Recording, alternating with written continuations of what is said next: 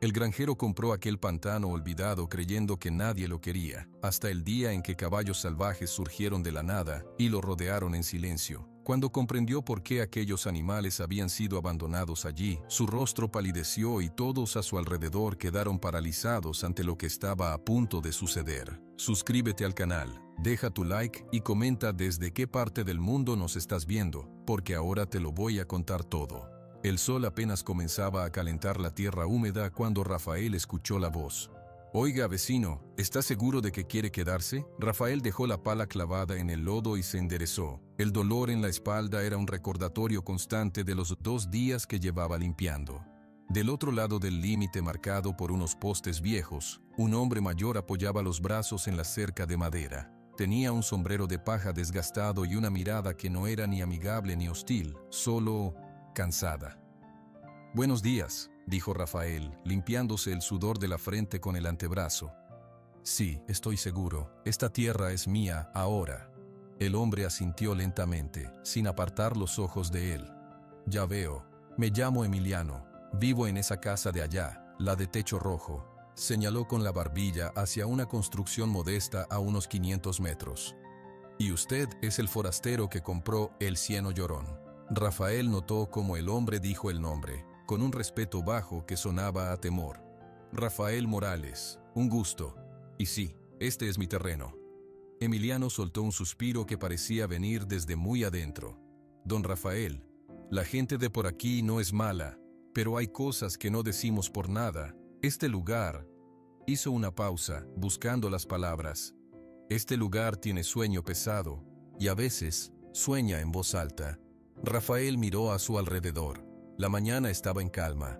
El agua del pantano, quieta como un espejo sucio, reflejaba el cielo. Gruesos matorrales y árboles retorcidos crecían entre la tierra blanda. Se escuchaba el canto de algún pájaro a lo lejos. Parecía lo más tranquilo del mundo. «Se ve pacífico», comentó Rafael. «Esa es la primera voz del cieno», murmuró Emiliano. «La voz que calma, la que hace que uno baje la guardia». Dio un golpecito con los dedos en el poste de la cerca. «Usted parece hombre trabajador. No quiero meterme. Solo le doy el consejo que le daría a un primo. No se adentre cuando cae la tarde. Y si escucha algo que no son los grillos o los sapos, meta la cabeza en la casa y cierre la puerta». «¿Escuchar qué?», preguntó Rafael, sinceramente intrigado. Emiliano solo movió la cabeza, como si la pregunta tuviera demasiadas respuestas. «Cosas, ruidos, pisadas donde no debe haberlas.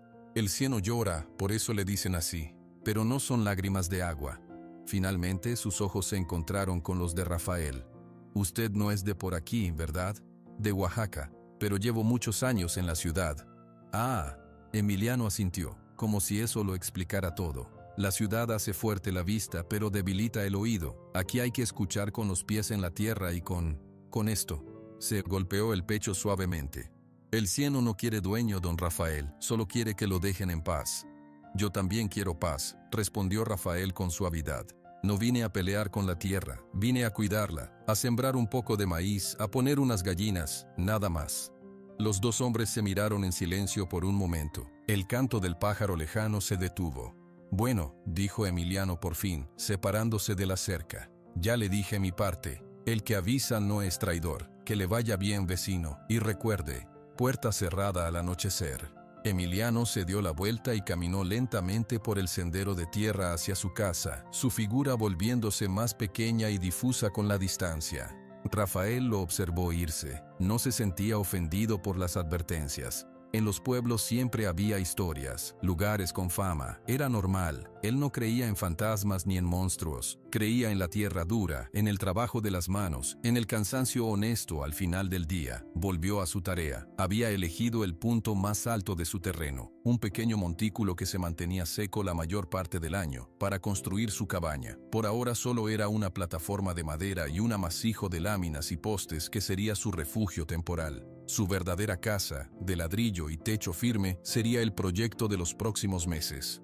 Todo a su tiempo. Con los ahorros de 15 años trabajando en construcción en la Ciudad de México, había comprado estas 2 hectáreas de pantano por un precio que en cualquier otro lado hubiera sido un robo. Aquí era una locura, según el agente que le vendió el terreno.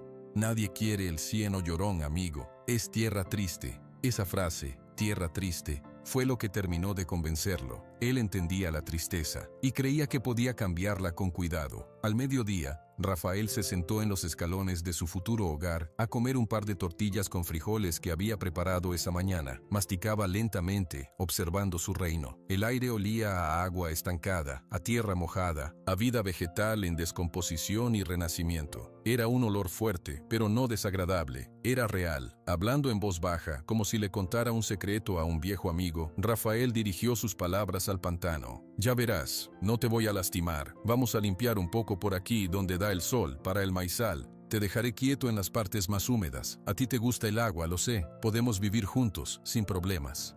Una leve brisa movió las hojas de un sauce llorón que crecía torcido a la orilla del agua. Rafael sonrió. Tomó ese movimiento como una respuesta. Pasó la tarde despejando maleza con su machete. El trabajo era lento y pesado. Cada planta parecía tener raíces profundas y rebeldes. El lodo le succionaba las botas con cada paso. Pero Rafael no se impacientaba. Este era el ritmo de la tierra. No se podía apurar. Al caer la tarde, el cielo se tiñó de naranja y violeta. Los sonidos cambiaron. Los pájaros diurnos callaron. Y comenzó el coro de los insectos nocturnos. Una niebla baja, fina como un velo, empezó a levantarse de la superficie del agua, deslizándose entre los árboles. Rafael recordó las palabras de Emiliano. Puerta cerrada al anochecer. Recogió sus herramientas y las guardó bajo una lona en la plataforma de la cabaña. Entró en su refugio provisional, una habitación única con un catre, una mesa pequeña y una lámpara de gas. Encendió la lámpara y una luz amarillenta llenó el espacio, alejando la oscuridad que se compactaba fuera. Sentado en el catre, escuchó. El sonido era abrumador, millones de grillos raspando sus alas, el croar grave de los sapos, el zumbido ocasional de un insecto que chocaba contra la lámina de la pared, y debajo de todo eso, el silencio del pantano, un silencio ancho, profundo, que absorbía los ruidos pequeños y los hacía parecer insignificantes. Entonces, lo oyó. No era un sonido claro, no eran pisadas, como había dicho Emiliano, era más como un suspiro. Un largo, profundo suspiro que venía de todas partes y de ninguna a la vez, como si la tierra misma estuviera exhalando después de contener la respiración todo el día. Rafael se quedó quieto, conteniendo su propia respiración. El sonido no se repitió, solo estuvo el coro de la noche otra vez. Viento, se dijo a sí mismo en voz baja, solo el viento pasando entre los juncos. Pero no había habido viento. El aire estaba completamente quieto. Se acostó en el catre, mirando el tenue reflejo de la luz de la lámpara en el techo de lámina. No sentía miedo, sentía curiosidad y una punzada de esa soledad que lo había acompañado desde que llegó. No era la soledad triste de la ciudad, rodeado de gente desconocida. Era una soledad diferente, como ser el único invitado en una casa enorme y silenciosa. Mañana voy al pueblo, murmuró, cerrando los ojos. Necesito clavos y quizás conocer a más vecinos. El sueño lo venció rápido, vencido por el cansancio físico. Soñó con agua tranquila y con raíces blancas que se movían bajo la tierra como dedos buscando algo. Al día siguiente, Rafael se despertó con el amanecer. El pantano amanecía cubierto por una neblina blanca y baja que lo hacía parecer un lugar sin bordes, donde el agua y el cielo se confundían. Desayunó café negro y una tortilla con sal, y decidió que era un buen día para ir a Valle Escondido. El pueblo estaba a 3 kilómetros por un camino de terracería. Rafael fue caminando, disfrutando del sol de la mañana en la espalda. Valle Escondido era pequeño, una plaza central con kiosco, una iglesia de paredes blanqueadas, un mercado con puestos de lona y unas cuantas calles de tierra. La gente caminaba sin prisa, algunos lo miraron con curiosidad abierta, otros desviaron la mirada apenas cruzaron sus ojos. Su primera parada fue una tienda pequeña que decía Abarrotes y Ferretería La Esperanza. Un hombre con bigote y delantal atendía detrás del mostrador. «Buenos días», saludó Rafael. «Buenos días», respondió el tendero, midiéndolo de arriba abajo. «Usted es el nuevo del Cieno Llorón». La noticia viajaba rápido. «Así es, Rafael Morales. Necesito clavos de 3 pulgadas, unos 20, y un martillo nuevo. El mío ya está desbaratado». Mientras el tendero buscaba los clavos en un cajón, preguntó sin mirarlo. «¿Y cómo le va por allá? ¿Durmiendo bien?» Rafael dudó por un segundo. «Bien, es tranquilo». El tendero asintió colocando los clavos en una bolsa de papel. «Tranquilo, sí, hasta que no lo es». Finalmente lo miró. Mis precios son justos, don, no como el López de la otra esquina. Pero le doy un consejo de regalo por ser cliente nuevo. No se confíe del agua del pozo que encuentre por ahí, hiérvala siempre. Y si ve a los caballos, déjelos pasar. Rafael parpadeó. ¿Caballos? El tendero anotó el precio en un papel. Animales flacos, medio salvajes, andan por la zona a veces, no se acerque, no son de nadie, y tienen mala idea. Pagué y tomó su bolsa. Gracias por el consejo. Salió a la calle. El sol ya calentaba más. En la plaza, unos niños jugaban a perseguirse alrededor del kiosco. Un grupo de ancianos platicaba en una banca. Rafael sintió que todas las conversaciones bajaban de volumen cuando pasaba cerca. Decidió sentarse en una banca vacía, frente a una fuente de piedra que ya no tenía agua. Observaba la vida lenta del pueblo, tratando de descifrar sus códigos. De pronto, una sombra cayó sobre él. Era una mujer muy anciana, pequeña y encorvada, vestida con un huipil blanco y un rebozo azul. Su rostro era un mapa de arrugas profundas, pero sus ojos negros brillaban con una lucidez que sorprendió a Rafael. En sus manos nudosas y vivas sostenía un pequeño canasto con manojos de hierbas secas. «Buenos días, joven», dijo la mujer. Su voz era ronca, pero clara como el agua de un manantial. «Buenos días, señora». La anciana lo estudió sin disimulo. «Usted huele a cieno nuevo y a sueño intranquilo». Rafael no supo qué responder, solo inclinó la cabeza. «Yo soy Rosario», dijo ella. «Pero me dicen Chayito. Vendo estas hierbas para el susto, para el insomnio, para el mal de amor». Hizo una pausa. «Para lo que usted trae no tengo nada en el canasto». «Yo no traigo nada, doña Rosario, solo vine por clavos». La anciana emitió un sonido que estaba entre una risa y un suspiro. «Todos traen algo, pero usted trae el cieno pegado a los talones. El cieno llorón lo eligió, y ahora usted cree que lo eligió a él».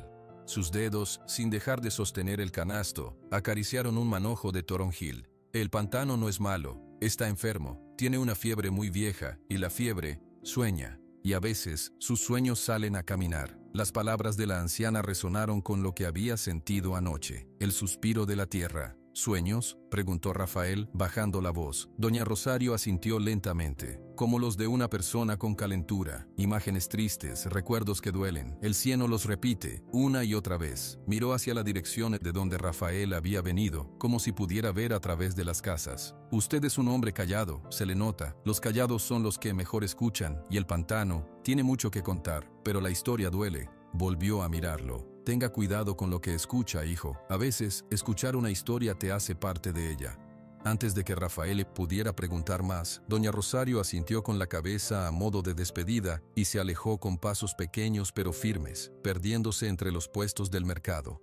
Rafael se quedó en la banca, la bolsa de clavos pesando en su regazo. El sol de mediodía caía a plomo sobre la plaza. El encuentro con la anciana no lo había asustado. Al contrario, sentía una extraña calma. Ella no le había dado advertencias vagas como Emiliano o el tendero. Ella le había hablado de una enfermedad, de una fiebre. Eso era algo que él podía entender. La tierra también se enfermaba, también necesitaba sanar. Con una nueva determinación, Rafael se levantó. Compró un poco de comida para la semana en otro puesto y emprendió el camino de regreso. Caminaba más rápido ahora, con ganas de volver a su terreno. Quería escuchar, quería, por primera vez, prestar atención real a los suspiros del pantano. Cuando llegó, la neblina de la mañana ya se había disipado. Todo estaba quieto, bañado en la luz clara de la tarde. En lugar de ponerse a trabajar de inmediato, Rafael caminó hasta la orilla del agua y se sentó en un tronco caído. Cerró los ojos, no para dormir, sino para sentir. Dejó que los sonidos lo envolvieran, el viento leve en las hojas, el chapoteo distante de algún pez o una rana, el zumbido de los insectos, y ese silencio de fondo, enorme. No escuchó el suspiro otra vez, pero sí sintió algo, una leve vibración en el tronco, como si algo muy pesado se hubiera movido bajo la tierra, muy lejos.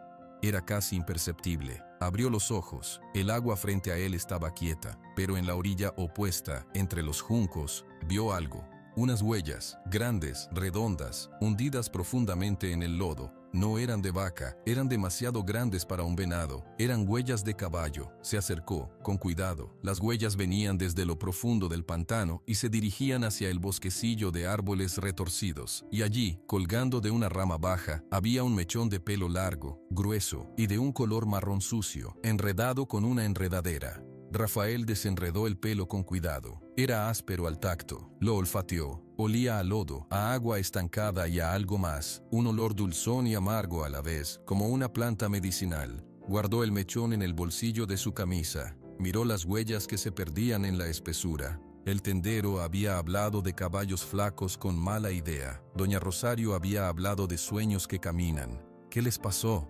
susurró hacia los árboles. No hubo respuesta, solo el crujido de una rama, quizás movida por el viento. Pero no había viento. Rafael regresó a su cabaña, pensativo. Esa noche, la rutina fue la misma. Cerró la puerta, encendió la lámpara, se acostó. Pero ahora escuchaba de verdad, esperaba. El sonido llegó más temprano que la noche anterior, justo después de que el último color desapareció del cielo. No fue un suspiro esta vez, fue un gemido bajo, prolongado, que parecía surgir del agua misma, un sonido de pura pena. Duraba unos segundos y luego se desvanecía, dejando la piel de Rafael erizada. No era el viento, estaba seguro. Se levantó y se acercó a la pequeña ventana, tapada con un plástico. No podía ver nada, solo la negrura absoluta del pantano de noche. «Está bien», dijo en voz baja, dirigiendo sus palabras a la oscuridad. «Está bien, puedes contármelo». El gemido no se repitió. En su lugar, desde muy lejos, llegó el sonido claro de unas pisadas chapoteando en el lodo. Lento, pesado, se acercaba. Un solo juego de pisadas. Rafael contuvo la respiración. Las pisadas se detuvieron, justo al otro lado de la cerca, en el límite de su terreno. Parecían estar ahí, esperando. Los minutos pasaron. Rafael no se movía. Afuera, la presencia tampoco. Finalmente las pisadas comenzaron de nuevo, alejándose esta vez, adentrándose en el pantano hasta que el sonido se perdió por completo en el rumor de la noche. Rafael exhaló. Su corazón latía fuerte, pero no de miedo.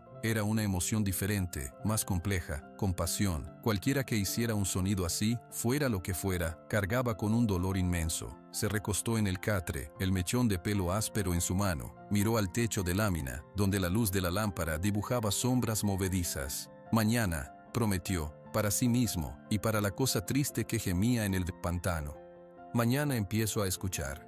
La mañana llegó con un silencio diferente. Rafael despertó antes del amanecer. El recuerdo del gemido y las pisadas aún fresco en su mente como la humedad en el aire. No había dormido bien. Cada rumor de la noche, cada crujido de la madera de su cabaña, lo había tenido alerta, escuchando, no con miedo, sino con una atención profunda, como quien espera la segunda parte de una historia. Se levantó y encendió el fuego para el café. Afuera, el mundo era una mancha gris, una niebla espesa, mucho más densa que la de los días anteriores, había descendido sobre el pantano. No era un velo fino, era una pared blanca y húmeda que tragaba todo a más de 3 metros de distancia. Los árboles más cercanos eran solo sombras borrosas. El sonido estaba apagado, como si el mundo hubiera sido envuelto en algodón. Rafael tomó su taza de café caliente en la entrada, observando la niebla moverse con lentitud. Era extrañamente bella, pero también opresiva. Recordó las palabras de Doña Rosario en el pueblo.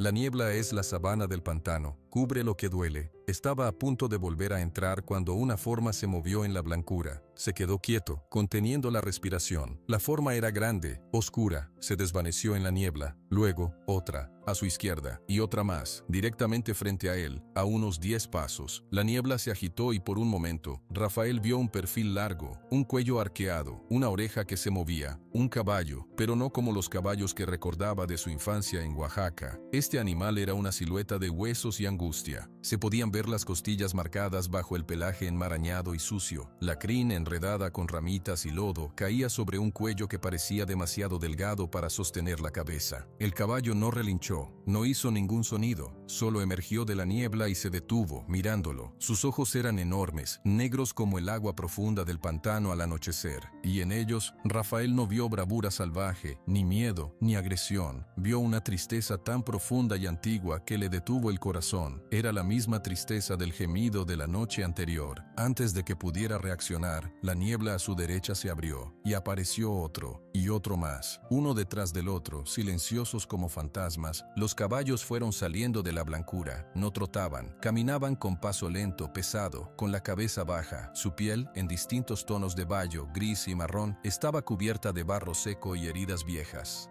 Rafael hizo un movimiento involuntario para retroceder, y el tazón de café se le cayó de las manos, estrellándose contra la madera de la plataforma con un ruido seco que sonó brutal en el silencio. Los caballos no se inmutaron, ni uno solo se asustó. Ni uno solo alzó la cabeza, ahora había más de 20, tal vez 30. Habían formado un círculo amplio y perfecto alrededor de la cabaña, alrededor de él. Lo tenían completamente rodeado. El aire olía a pelo mojado, a tierra húmeda y a ese olor dulzón y amargo que había percibido en el mechón de crin. El miedo llegó entonces, un miedo frío que le subió desde el estómago. Estaba solo, en medio de la nada, rodeado por una manada de animales salvajes y enfermos. Cualquier persona con sentido común habría sentido pánico. Rafael intentó hablar, pero su voz no salió. Tragó saliva. Buen día, logró farfullar. Ninguna respuesta. Solo esos ojos oscuros, docenas de pares de ojos, fijos en él. No se acercaban, no enseñaban los dientes, solo miraban. Era una mirada colectiva, un peso tangible que parecía presionar contra su pecho. ¿Qué quieren?, susurró. Uno de los caballos, un animal grisáceo con una cicatriz blanca en el lomo, dio un paso adelante, solo uno. El resto permaneció inmóvil. El caballo gris se acercó con la misma lentitud agonizante, hasta quedar a apenas 2 metros de Rafael. Luego bajó la cabeza aún más, no en un gesto de sumisión, sino de agotamiento total. Sus hollares, agrietados y pálidos, se abrieron y se cerraron suavemente. Rafael, impulsado por un instinto que no entendió, extendió la mano, lenta, muy lentamente. El caballo no se movió. Permitió que la mano de Rafael se detuviera a unos centímetros de su hocico. El hombre podía sentir el calor de su aliento, un calor que olía a hierbas agrias. «Están enfermos», murmuró Rafael, más para sí mismo. La compasión comenzó a ahogar el miedo. Esto no era un ataque, esto era una visita desesperada. Dejó caer la mano sin tocarlo. El caballo gris levantó entonces la cabeza y sus ojos se encontraron con los de Rafael. Y en ese instante, Rafael lo supo. Con una certeza que le cortó la respiración, lo supo. No lo rodeaban para hacerle daño, lo rodeaban porque tenían algo que decirle, y no tenían palabras. El caballo gris dio un paso atrás, reintegrándose al círculo. Por un largo minuto, el silencio fue absoluto, solo la respiración cansada de los animales y el latido acelerado del corazón de Rafael. Entonces, como si una señal silenciosa hubiera sido dada, los caballos comenzaron a moverse otra vez. Con la misma parsimonia con la que llegaron, dieron media vuelta. Uno a uno, se volvieron y se dirigieron hacia la niebla. Se fundieron en la blancura, primero las formas traseras, luego los cuerpos, hasta que solo quedaron las sombras borrosas, y luego, nada. El último en irse fue el caballo gris. Se detuvo un momento en el borde de la niebla, mirando hacia atrás, una última mirada cargada de esa pena infinita. Luego, desapareció. Rafael se quedó de pie, temblando. No de frío. La niebla empezó a disiparse tan rápido como había llegado, retirándose hacia las partes más profundas del pantano. En cuestión de minutos, el sol de la mañana brilló sobre el terreno empapado, sobre la cabaña, sobre los fragmentos del tazón de café roto. Todo parecía normal, como si nada hubiera pasado, pero en el lodo blando alrededor de la cabaña quedaban las huellas, decenas y decenas de huellas de herradura, hundidas en un círculo perfecto. Rafael bajó los escalones y se acercó a una de las huellas. Se arrodilló y la tocó con los dedos. El lodo estaba frío. Miró hacia donde se habían ido los caballos, hacia el corazón del pantano, donde la niebla aún se aferraba a los árboles más altos. «Ok», dijo en voz alta, su voz sonando extraña en el aire ahora claro. «Ok, entendí». No había entendido nada en realidad, pero había entendido lo más importante. Aquello no era normal. Aquello era una señal, una advertencia o una petición de ayuda. Se puso de pie, decidido. Ya no servía quedarse sentado escuchando los suspiros de la tierra. Había visto los ojos de la historia, había visto el dolor caminando sobre patas flacas y silenciosas. Tenía que buscar respuestas, y sabía exactamente a dónde ir. La anciana del mercado, doña Rosario, había hablado de una fiebre, de sueños. Ella no se había sorprendido, ella sabía algo. Rafael entró en la cabaña, se puso una camisa menos sucia y tomó el mechón de pelo que había guardado. Lo miró. Ahora ese pelo áspero tenía un significado, era una prueba. Antes de salir hacia el pueblo, hizo una última cosa. Caminó hasta el límite de su terreno, hasta donde había escuchado las pisadas detenerse la noche anterior. Allí, en el lodo fresco, encontró más huellas, grandes, profundas, y al lado de una de ellas algo brillaba medio enterrado. Era un pedazo de metal oxidado, curvo, del tamaño de su palma. Lo desenterró con cuidado. Estaba muy gastado, pero podía reconocerse su forma. Era la concha de una herradura vieja, rota, la parte que debía proteger el casco. Pero esta concha no era de hierro normal. Tenía un diseño grabado, casi borrado por el óxido, unas letras entrelazadas. Rafael limpió el barro con los dedos. Pudo distinguir con dificultad una G grande y tal vez una Z. Guardó la herradura rota en el mismo bolsillo que el mechón de pelo. Las piezas de un rompecabezas que no podía ver aún empezaban a aparecer, y todas apuntaban en una misma dirección, lejos de la paz que había venido a buscar, y hacia una verdad que el pantano había guardado por demasiado tiempo. Cerró la puerta de su cabaña y empezó a caminar con paso rápido por el sendero hacia Valle Escondido. Esta vez no iba a comprar clavos, iba a buscar a una anciana que vendía hierbas y que parecía conocer los sueños del lodo, y necesitaba encontrar, urgentemente, a alguien que supiera leer lo que los papeles viejos pudieran decir sobre una herradura con una G y una familia llamada Garza. La plaza de Valle Escondido estaba más llena que el día anterior. Era día de mercado y los puestos desbordaban colores y olores, montañas de naranjas, pilas de tortillas recién hechas, el humo aromático de la carne asada. Pero para Rafael, el bullicio era solo un ruido de fondo. Avanzaba con un propósito claro, su mano en el bolsillo donde guardaba el mechón de pelo y el pedazo de herradura. Sentía el metal frío y áspero contra sus dedos. Su mirada buscaba entre la multitud el rebozo azul oscuro y el canasto de hierbas. No la veía. En su lugar, se dirigió primero hacia un grupo de hombres mayores que descargaban cajas de verduras de una camioneta. «Buenos días», dijo Rafael acercándose. Los hombres interrumpieron su labor. Uno de ellos, con un sombrero de vaquero, lo miró con franca curiosidad. «Buenos días, usted es el del pantano, ¿no?» «Sí, Rafael Morales. Quería preguntarles algo. Esta mañana, en mi terreno, aparecieron muchos caballos, flacos, en silencio. ¿Alguien sabe de dónde vienen?» La expresión en el rostro del hombre con sombrero se congeló. Los otros dos miraron al suelo, súbitamente interesados en atar mejor los cordones de sus zapatos. «Caballos. Pues por aquí hay animales sueltos a veces», dijo el hombre, encogiéndose de hombros. Su voz era ahora evasiva. «Mustangos viejos, no vale la pena fijarse en ellos». «Pero eran muchos», insistió Rafael, sacando el mechón de pelo. «Y tenían este aspecto, enfermos». El hombre apenas echó un vistazo al pelo. «No sé, señor, yo me ocupo de mis jitomates». Dio media vuelta y agarró una caja con más fuerza de la necesaria. «Disculpe, tengo que trabajar». Los otros dos hombres murmuraron algo entre dientes y siguieron a su compañero, alejándose claramente de Rafael. La conversación había terminado. Rafael respiró hondo. Probó en un puesto donde una mujer vendía quesos. «Señora, buenos días. ¿Usted sabe algo de unos caballos flacos que andan por el Cieno Llorón?» La mujer, de rostro amable, se tensó. «Mire, joven, yo solo vendo queso. No me meto en historias del pantano», bajó la voz. «Y le aconsejo que usted tampoco. Compre su queso y disfrute su día». Frustrado, Rafael recorrió varios puestos más. La respuesta era siempre la misma. Una negativa rápida, un cambio de tema, una mirada que se desviaba. El nombre Cieno Llorón parecía actuar como un hechizo que sellaba bocas. Algunas personas incluso daban un paso atrás cuando lo mencionaba, como si el solo hecho de hablar de ello pudiera atraer mala suerte. El sol ya estaba alto y calentaba con fuerza. Rafael se sentó en los escalones de la fuente seca, sintiendo el peso del rechazo. Doña Rosario no aparecía por ningún lado. Quizás había sido un error venir. Quizás la anciana solo había estado diciendo palabras misteriosas sin sentido.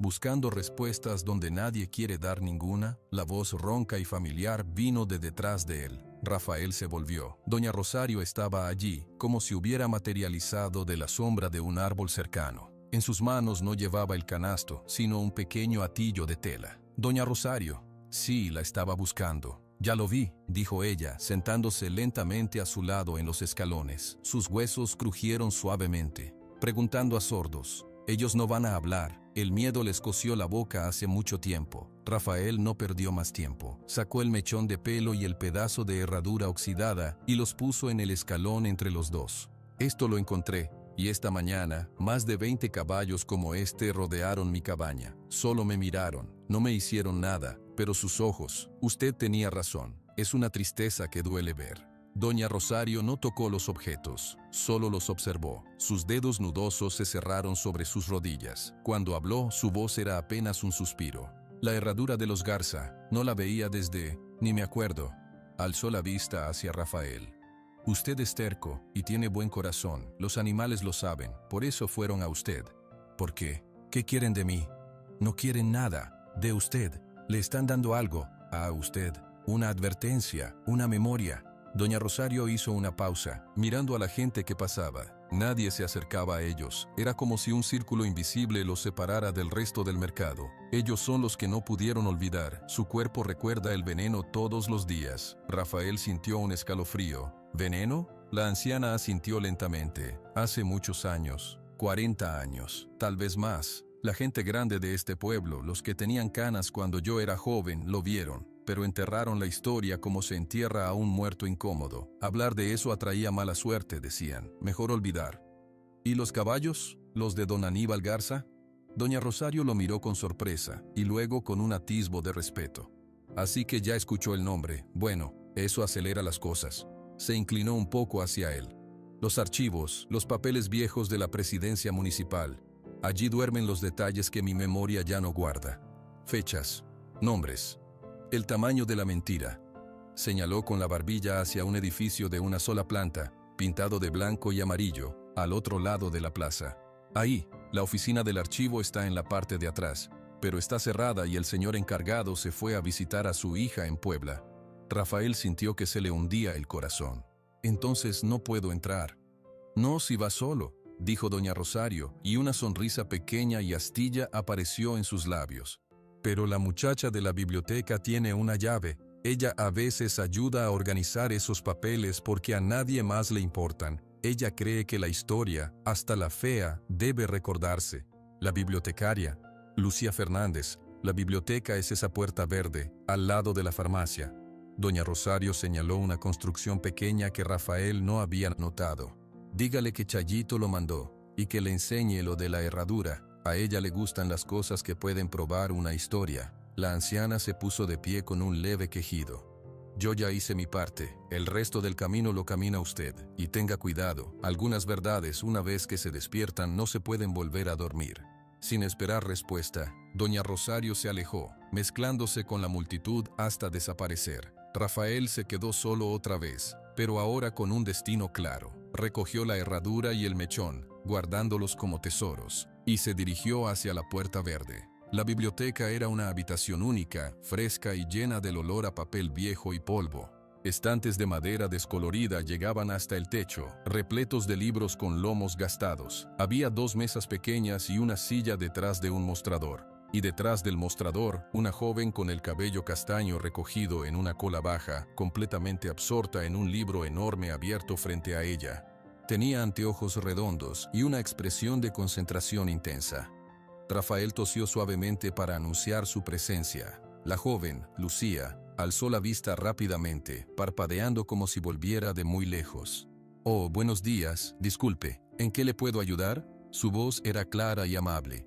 «Buenos días, me mandó doña Rosario, Chayito».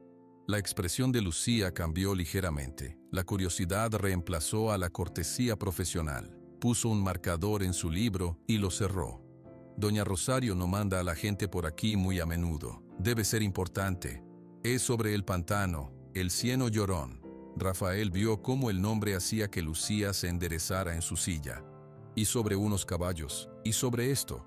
Volvió a sacar el pedazo de herradura y lo colocó sobre el mostrador. Lucía tomó sus anteojos, los limpió con su blusa y se los puso de nuevo. Luego cogió el trozo de metal con cuidado, como si fuera un artefacto arqueológico. Giró hacia la luz que entraba por la ventana y sus dedos acariciaron las letras gastadas. Una herradura de encastre, muy vieja. El diseño es antiguo, y estas iniciales, murmuró para sí misma. Una G, y esto podría ser una Z o una A. Garza. Alzó la vista hacia Rafael. La familia Garza, de la hacienda San Agustín, quebró hace décadas. Usted sabe de ellos, dijo Rafael, esperanzado. Sé lo que hay en los libros de historia local, muy poco, y sé lo que la gente no dice, que es mucho más. Lucía dejó la herradura sobre el mostrador. Doña Rosario tiene razón, los papeles que buscas no están aquí, están en el archivo municipal. Son documentos viejos de cuando la hacienda funcionaba, facturas, registros. tal vez algo sobre una venta o un incidente. ¿Y podemos verlos? Lucía lo estudió por un momento. Usted es el hombre que compró el pantano, ¿verdad? Rafael Morales. Sí. La gente habla, dicen que está loco por vivir ahí. Pero doña Rosario lo mandó a mí con esto. Tocó la herradura. Ella no hace eso por locos, lo hace por personas que se topan con algo real. Tomó una decisión. Se levantó y fue hacia un clavo detrás del mostrador donde colgaban unas llaves. El archivo está cerrado. El señor Martínez está fuera por un mes, pero yo tengo una copia de la llave porque ayudo a clasificar cosas. No se supone que deje entrar a nadie, pero... Miró a Rafael y luego al pedazo de metal. Pero esto es una pieza de historia, y si está pasando algo en el pantano, la historia puede tener las respuestas. Rafael sintió un enorme alivio. Se lo agradezco mucho. No me agradezca todavía, dijo Lucía, saliendo de detrás del mostrador. Los archivos son un desastre, polvorientos, y puede que no encontremos nada. Vamos. Salieron de la frescura de la biblioteca al calor del mediodía, cruzaron la plaza, pasando por los puestos del mercado. Rafael notó que algunas personas los observaban, susurrando. Lucía caminaba rápido, con determinación, ignorando las miradas. La parte trasera de la presidencia municipal era aún más descuidada que la frontal. Lucía abrió una puerta de madera pesada que chirrió protestando. El interior era una sola habitación larga, iluminada por una bombilla débil colgada del techo. El aire era espeso y olía a polvo, humedad y papel en descomposición. Pilas de cajas de cartón, algunas rotas, se amontonaban contra las paredes. Había varios archivadores metálicos oxidados. Un desastre, confirmó Lucía resignada. La historia de Valle Escondido, pudriéndose en cajas. Se dirigió a un rincón específico. Los documentos más viejos de antes de los años 80 deberían estar por aquí. Busquemos cajas que digan Hacienda San Agustín, Propiedades o Garza. Durante los siguientes 30 minutos, los dos trabajaron en silencio, abriendo cajas, sacando montones de papeles amarillentos y cubiertos de polvo. Rafael estornudaba constantemente. Encontraron recibos de impuestos antiguos, listas de alumnos de la escuela, permisos de construcción para casas que ya no existían. Aquí, dijo Lucía finalmente, su voz cargada de emoción contenida. Había abierto una caja de cartón más resistente que las otras. El polvo que levantó la hizo toser. Esta caja tiene una etiqueta escrita a mano. Dice, Asuntos Varios Hacienda S. Agustín Don A. Garza. Esta es. La colocó con cuidado sobre una mesa tambaleante. Rafael se acercó, su corazón latiendo con fuerza. Lucía comenzó a sacar los documentos, uno a uno, limpiándolos suavemente. Había facturas por la compra de grano, nóminas de trabajadores con nombres y firmas, planos de la propiedad. Y luego, Lucía detuvo sus manos. Rafael, susurró. En sus manos sostenía una carpeta de cartón delgada, atada con una cinta gastada. La etiqueta decía, con letra temblorosa, Correspondencia e Incidente, año 1983. 1983. Hacía 40 años. Lucía desató la cinta con dedos que temblaban levemente. Abrió la carpeta. Dentro había unas pocas hojas de papel mecanografiado, con márgenes descoloridos. Una era una carta formal, otra parecía un informe. Rafael se inclinó para ver. El polvo flotaba en el rayo de luz de la bombilla, como si el pasado mismo se agitara al ser despertado. Lucía comenzó a leer en voz baja, pasando el dedo por las líneas. Su voz era clara en el silencio polvoriento del archivo. A la atención de las autoridades municipales, el abajo firmante, capataz de la Hacienda San Agustín, desea dejar constancia de un grave incidente ocurrido el día 15 de octubre. Hizo una pausa, tragando saliva. Sus ojos detrás de los anteojos se abrieron un poco más. Tras una discusión con el patrón, don Aníbal Garza, este último, en un estado de furia incontrolable, tomó recipientes con un producto químico de naturaleza desconocida y los vertió deliberadamente en el pozo principal y en los arroyos que alimentan el abrevadero del ganado equino. Rafael contuvo la respiración. El pozo, el agua. Lucía continuó leyendo, su voz ahora un hilo tenso. El resultado fue la muerte de más de 15 cabezas de ganado de alta calidad en las siguientes 48 horas. Otros animales mostraron comportamientos erráticos y deterioro físico severo. Don Aníbal Garza abandonó la propiedad al día siguiente, sin dar más explicaciones. Los animales sobrevivientes, en estado de agitación y enfermedad, huyeron hacia la zona pantanosa. Dejó el papel sobre la mesa. El silencio en la habitación era ahora absoluto, pesado como el lodo del cieno llorón.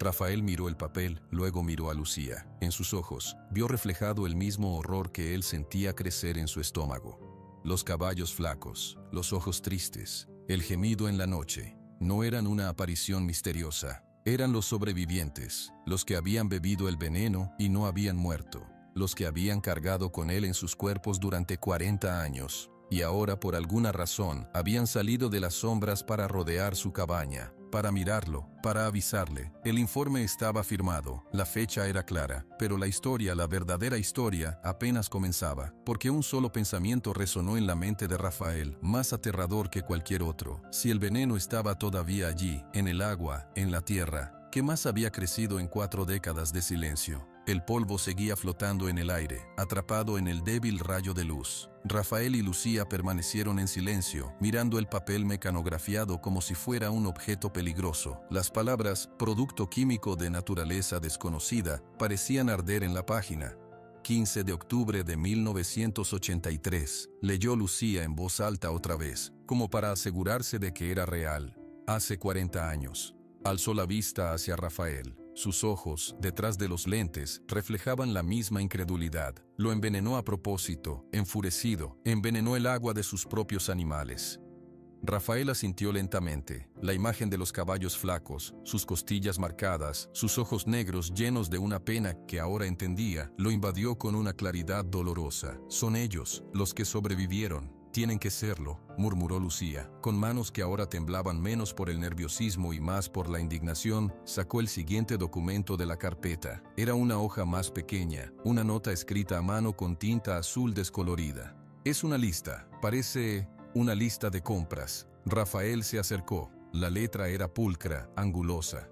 Recibido del señor Klaus Richter, 2 bidones de compuesto ZK9. Propósito: desinfección de conductos. Advertencia: no mezclar con agua de consumo. Alto poder residual. Pago en efectivo. Firma A. Garza. Klaus Richter, repitió Lucía, frunciendo el ceño. Ese nombre no es de por aquí, y este compuesto, ZK9, nunca he oído hablar de eso. ¿Desinfección de conductos?, preguntó Rafael señalando la nota. Eso suena falso. Si fuera para desinfectar no pondría que no se mezcle con agua de consumo. Es una excusa, dijo Lucía con seguridad. Don Aníbal compró esto a escondidas, a alguien que no quería que se supiera, un producto poderoso, con otro nombre. Pasó a la última hoja. Era una carta, la única escrita a mano con desesperación. La tinta estaba corrida en algunos lugares, como si hubiera caído agua sobre ella, o lágrimas. Para quien encuentre esto. Mi nombre es Eugenio Rojas, fui capataz de la hacienda San Agustín hasta el día del horror.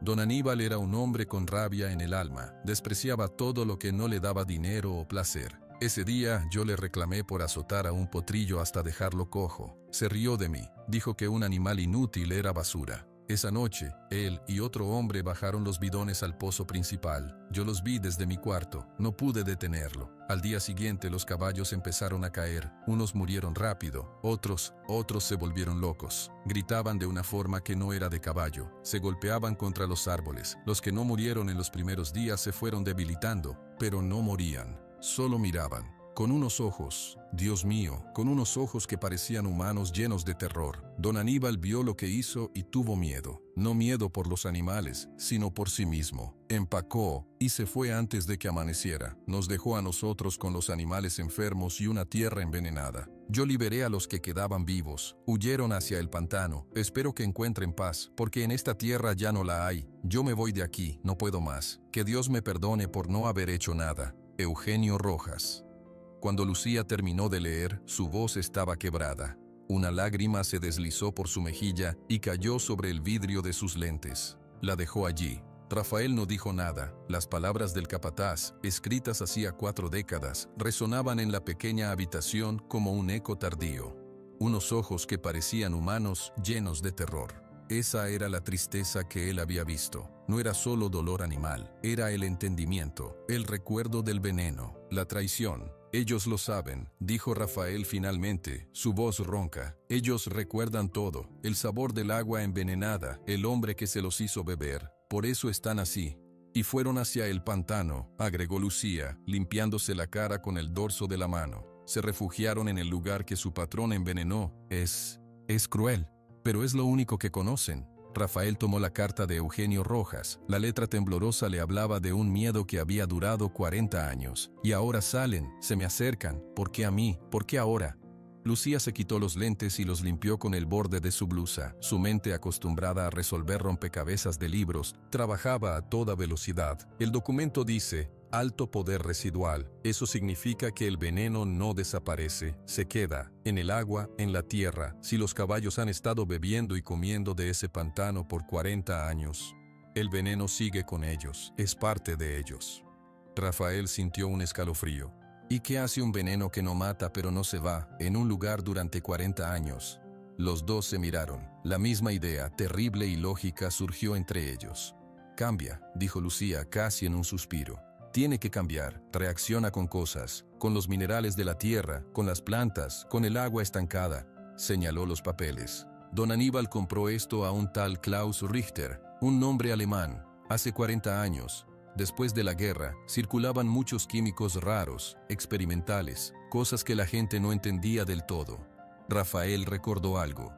Doña Rosario dijo que el pantano tenía una fiebre vieja, que sus sueños salen a caminar. Cogió el pedazo de herradura. Ella sabía de los Garza, pero no nos contó esto. Tal vez no sabía los detalles, o tal vez sabe más de lo que dijo. Lucía comenzó a guardar los documentos con sumo cuidado en la carpeta. Tenemos que hablar con ella. Estos papeles son la prueba de lo que pasó, pero lo que está pasando ahora, eso solo alguien que ha vivido aquí 90 años puede intuirlo. ¿Le creerá la gente?, preguntó Rafael pensando en el alcalde, en los vecinos que bajaban la mirada. Lucía puso la carpeta bajo su brazo, con determinación. Primero tenemos que entenderlo nosotros, luego veremos, pero necesitamos a doña Rosario. Ella es la única que no tiene miedo a decir las cosas feas en voz alta. Salieron del archivo. Lucía cerró la puerta con llave y la tarde los recibió con un calor opresivo. La plaza estaba casi vacía ahora, el mercado desarmado. El silencio era distinto al del archivo, era un silencio expectante. Caminaron rápido hacia el puesto donde Lucía creía que podrían encontrar a la anciana. No estaba allí. Preguntaron a una vendedora de ollas que estaba recogiendo sus cosas. Chayito se fue hace rato, dijo la mujer. Dijo que no se sentía bien, que el aire estaba pesado. Rafael y Lucía intercambiaron una mirada. El aire estaba pesado, pero no por el calor. ¿Sabes dónde vive?, preguntó Lucía. La vendedora señaló con la cabeza hacia el extremo norte del pueblo. Por el callejón de los jazmines, la casa con la puerta azul y las macetas con sábila. No tiene número. Agradecieron y se dirigieron allí. El callejón de los jazmines era un camino angosto de tierra, flanqueado por casas humildes pero cuidadas. El aroma de las flores era fuerte, dulce, y contrastaba con la inquietud que llevaban dentro. La puerta azul estaba entreabierta. Lucía tocó suavemente. «Doña Rosario, ¿está?» «Somos Lucía y Rafael». Dentro se escuchó un leve movimiento, y luego la voz ronca de la anciana.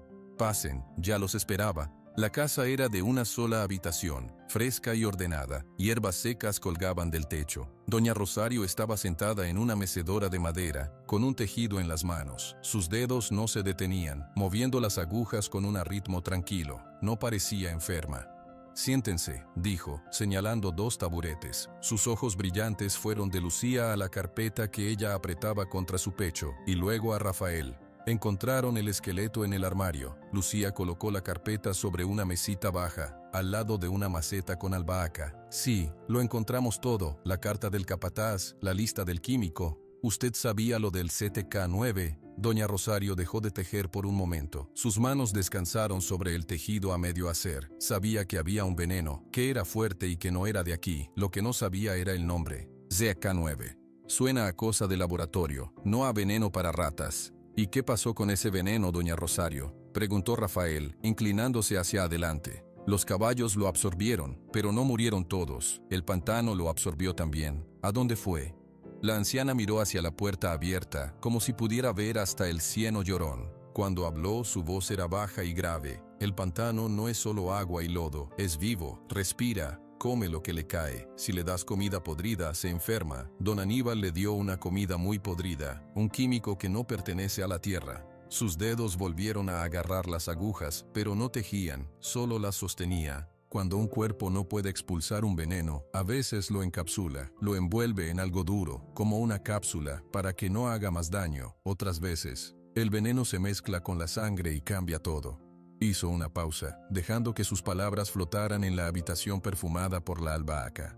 Yo he visto, en estos 40 años, cómo las plantas del borde del pantano cambiaron. Las hojas se volvieron más oscuras, gruesas, algunas flores dejaron de dar olor, los peces pequeños desaparecieron de las orillas, el agua, en los lugares más quietos, a veces brilla con un color que no es natural, un color aceitoso, bajo la luna. Miró a Rafael directamente. El veneno no se fue, se hizo parte del pantano. Y si algo vive y crece por 40 años con un veneno en las venas, al final, el veneno también crece, se transforma. Lucía abrió la carpeta y sacó la nota con el nombre Klaus Richter. ¿Usted sabe quién era este hombre? Doña Rosario negó la cabeza. No, pero por esos años venían algunos extranjeros a comprar tierras baratas o a hacer tratos raros. Don Aníbal quería ser importante, seguro buscó a alguien que le vendiera algo poderoso, algo que lo hiciera sentir fuerte. Escupió las últimas palabras con desprecio. El capataz, Eugenio Rojas, dijo que los caballos que no murieron tenían ojos como de humanos asustados, dijo Rafael, recordando la frase que lo había estremecido. Porque entendían, afirmó doña Rosario con simpleza. El veneno les dio algo, una conciencia del dolor que no es normal en un animal. Sienten la enfermedad de la tierra como si fuera su propia enfermedad. Son como las terminales nerviosas del pantano. Donde duele, ellos sienten el dolor. Esa idea, tan extraña y tan lógica a la vez, dejó a Rafael sin aliento. Los caballos no eran víctimas aisladas, eran sensores vivos, alarmas. Y vinieron a mí, dijo. Claro, asintió la anciana, porque tú llegaste al lugar del dolor, abriste la puerta de la casa donde el enfermo grita, y ellos, que son los primeros que sienten la fiebre subir, vinieron a ver quién eras, a ver si eras otro que iba a hacer daño, o si eras alguien que podía escuchar. Lucía juntó todos los papeles, su mente conectando los puntos. Entonces, el peligro no son los caballos. Nunca lo fueron, dijo doña Rosario. El peligro es lo que el veneno se ha convertido después de 40 años creciendo en la oscuridad. Esa cosa que todavía no tiene nombre, pero que pronto va a querer salir a la luz. Y cuando salga...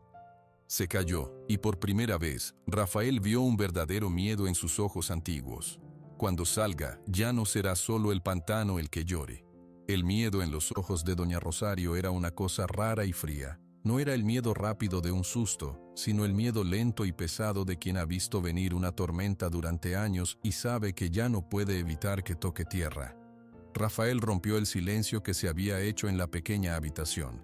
¿Qué es lo que va a salir, doña Rosario? ¿Qué se ha convertido el veneno? La anciana dejó el tejido a un lado, se levantó de la mecedora con un quejido y caminó hacia un baúl de madera en un rincón. Lo abrió y sacó un frasco de vidrio opaco, lleno de una tierra negra y grumosa. Esto lo saqué hace 2 años de la orilla norte, donde el agua no corre, dijo, colocando el frasco en la mesita, al lado de los papeles de la carpeta. No es tierra, es otra cosa. Lucía se inclinó para observar. La sustancia era de un negro intenso, pero cuando la luz daba en cierto ángulo, parecía tener vetas de un color morado oscuro. Parece carbón, pero húmedo. Tóquenlo, con cuidado, indicó doña Rosario. Rafael destapó el frasco. Un olor inmediatamente invadió la habitación. No era el olor a tierra mojada, era un olor dulce y metálico, como fruta podrida mezclada con hierro. Le erizó los pelos de la nuca, metió 2 dedos y tomó un poco. La textura era extraña, gelatinosa pero con granos duros dentro, como si tuviera huesos minúsculos. ¿Qué es?, preguntó, frotando la sustancia entre sus dedos. Dejaba una mancha oscura que no se iba con solo restregar. Yo le llamo la raíz negra, dijo doña Rosario, sentándose de nuevo. Su voz había recuperado su tono bajo y factual. No es una planta, no es un animal, es como una costra, como una cicatriz que el pantano hizo alrededor del veneno, pero una cicatriz viva y que crece. Lucía tomó el frasco y lo examinó con su mirada de investigadora. ¿Creció? ¿Cómo? El químico de don Aníbal, SZK9, no se disolvió. Se fue al fondo, se pegó a las piedras, a las raíces de los árboles, al lodo más viejo. Con los años empezó a juntar cosas, minerales raros de la tierra, metales que el agua trae de la sierra, desperdicios de plantas muertas. Se fue alimentando, muy lento, sin que nadie lo viera. Formó una red, como las raíces de un árbol, pero al revés. En vez de buscar agua, la envenena. Rafael miró la sustancia negra en sus dedos. ¿Y los caballos? Los caballos beben el agua que pasa por esa red, comen las plantas que chupan el agua envenenada. La raíz negra no los mata, porque ellos ya tienen el veneno viejo en la sangre, pero les duele en los huesos, en los músculos. Sienten cómo la red crece y se expande bajo sus patas. Doña Rosario hizo una pausa, tomando aire. Ellos son los únicos que la sienten, porque son parte de ella, son la primera alarma, y ahora la alarma está sonando muy fuerte. ¿Por qué ahora?, insistió Lucía. Si lleva 40 años creciendo, ¿por qué los caballos salen justo cuando Rafael llega? Doña Rosario señaló a Rafael con un dedo nudosos. Porque él llegó y empezó a mover la tierra, a clavar postes, a limpiar. Puso sus manos en el lodo y su sudor en la tierra. La raíz negra sintió una vibración nueva, una perturbación. Algo cambió en el pantano, y cuando algo cambia en un cuerpo enfermo, a veces la fiebre sube de repente. Rafael recordó los primeros días cavando, talando pequeñas ramas. Había perturbado el sueño del pantano, lo había despertado. «Usted dijo que va a salir a la luz», recordó Lucía. «¿Qué significa eso?». La anciana se inclinó hacia adelante, sus ojos oscuros y serios. «La red ya está muy grande, ya ocupa casi todo el subsuelo del Cieno Llorón, pero ha estado contenida bajo la presión del lodo y el agua, como un grano de infección bajo la piel. Pero un grano, cuando ya no puede contener la pus, revienta». Golpeó suavemente la mesa con un nudillo. La raíz negra está a punto de reventar, de brotar a la superficie, y cuando lo haga, no va a salir solo un poco de lodo negro. «¿Qué saldrá?», preguntó Rafael casi sin aliento. «Gases», dijo doña Rosario con crudeza. «Los papeles de ese Klaus Richter decían alto poder residual. Eso quiere decir que el químico sigue activo, sigue siendo tóxico. 40 años de pudrirse y mezclarse con otras cosas no lo hicieron inofensivo. Lo hicieron diferente. Cuando la red se abra al aire, liberará esos gases. Serán como un vapor espeso, venenoso, más fuerte que cualquier humo de quema. El viento los llevará. Envenenarán el aire que respiramos aquí en Valle Escondido. Caerán con la lluvia y envenenarán el río, los pozos, las milpas». Lucía palideció. «Es como una bomba química enterrada». «Es peor», corrigió la anciana. «Una bomba explota y ya. Esto sería como abrir un grifo de veneno que no se puede cerrar. El pantano entero se convertiría en una fábrica de aire malo. La gente se enfermaría, los animales morirían, las cosechas se pudrirían. Valle Escondido dejaría de existir». Un silencio espeso, más denso que la niebla del pantano, llenó la habitación. Rafael miraba la mancha negra en sus dedos. Ahora esa mancha representaba el fin de todo un pueblo. El fin del sueño por el que había trabajado 15 años.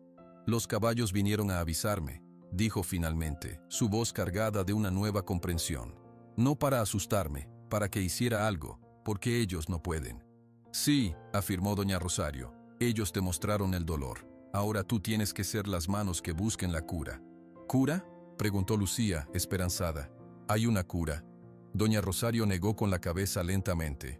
«No una cura, no se puede deshacer lo hecho, pero tal vez una contención, un modo de frenar la erupción, de poner una tapa muy fuerte sobre ese grifo». «¿Cómo?», preguntó Rafael, limpiándose la mano en su pantalón. La mancha negra no desaparecía del todo. «Para eso necesitamos saber más», dijo Lucía, su mente ya trabajando. Agarró la nota con el nombre de Klaus Richter. «Este hombre le vendió el químico. Si supiéramos qué era exactamente, podríamos saber con qué estamos lidiando. Podríamos buscar un antídoto o algo que lo neutralice». «Ese hombre se fue hace 40 años», dijo Rafael.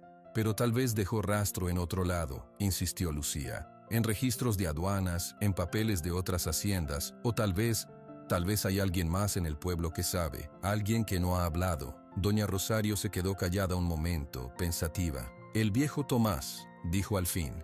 «¿Tomás el pescador?», preguntó Lucía.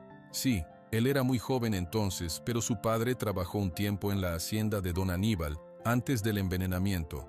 No como peón fijo, pero iba a hacer arreglos. Era carpintero, tal vez escuchó cosas, y además, Hizo una pausa significativa. Además, su hijo, el pequeño Pablo, se enfermó hace unas semanas. Fiebre, tos seca. Los doctores no saben qué es. Tomás llevó al niño a pescar al río, cerca de la zona donde el río se junta con el agua del pantano, justo antes de que se enfermara. Rafael y Lucía intercambiaron una mirada. No era una coincidencia. Él tiene motivos para escuchar ahora, dijo Rafael.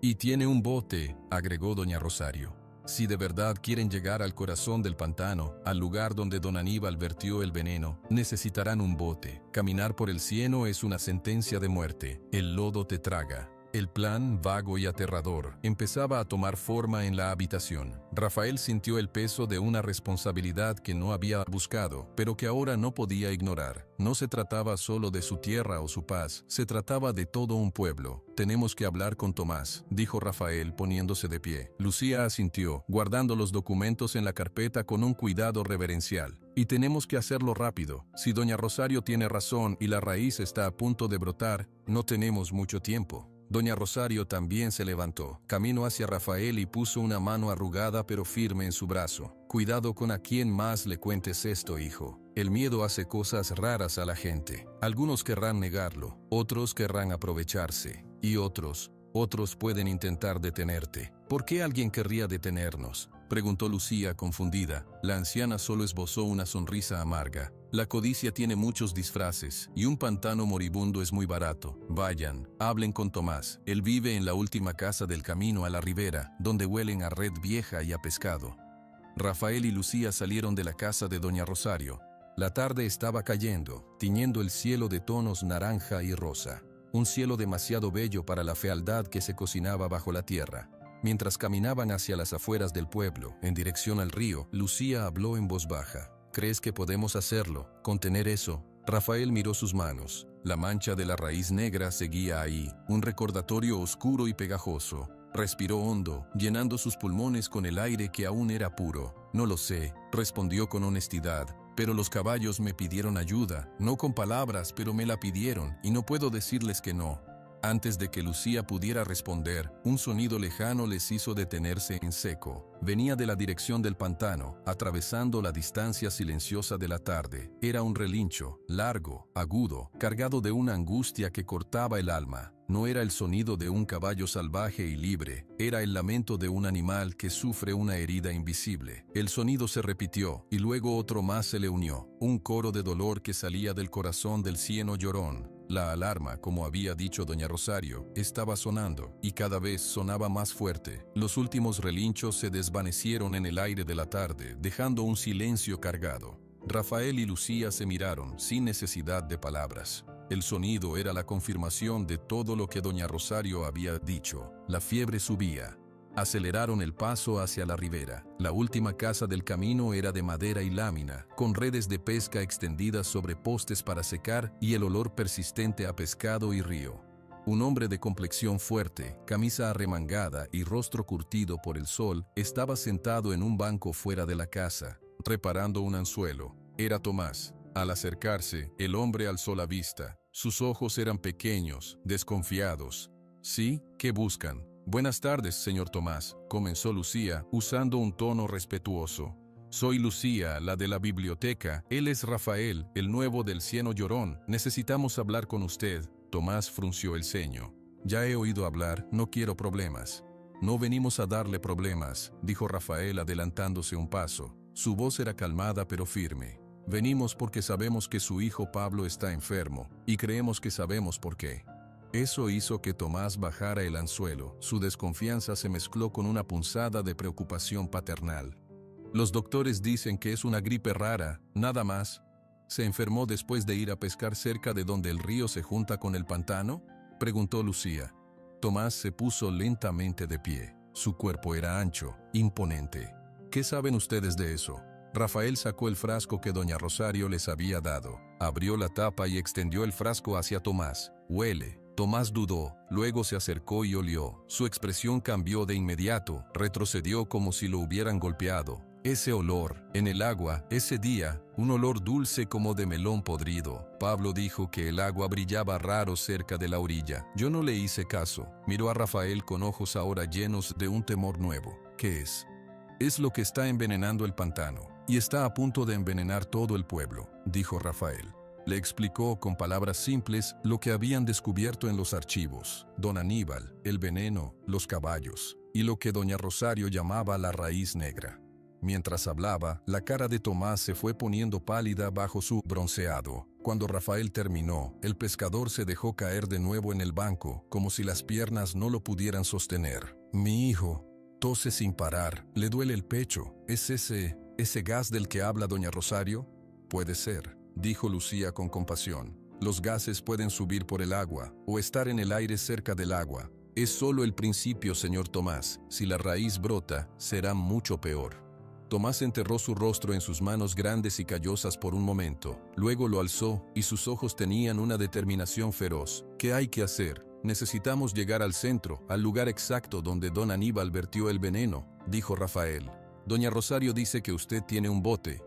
Tengo una lancha, pequeña, pero sirve. Pero el corazón del pantano es un lugar maldito. La niebla te hace perder el sentido, el lodo traga, y los caballos no nos harán daño, aseguró Rafael. Ellos quieren que lo paremos. Tomás asintió lentamente. Bueno, no puedo quedarme sentado mientras mi hijo respira veneno. Yo los ayudo, pero no podemos hacerlo solos. La gente tiene que saber, tiene que creer. Esa misma noche, Rafael, Lucía y Tomás fueron a casa de doña Rosario. Los cuatro formaron un concilio de emergencia en la pequeña habitación. La anciana escuchó el plan. Hay que reunir al pueblo, dijo Tomás, mañana en la plaza, decirles todo. El alcalde Mendoza no lo va a permitir, advirtió Lucía. Él siempre dice que todo está bien, que no hay que alarmar a la gente. Tenemos las pruebas, insistió Rafael señalando la carpeta y el frasco. Y tenemos a Tomás. Su hijo es una prueba viviente.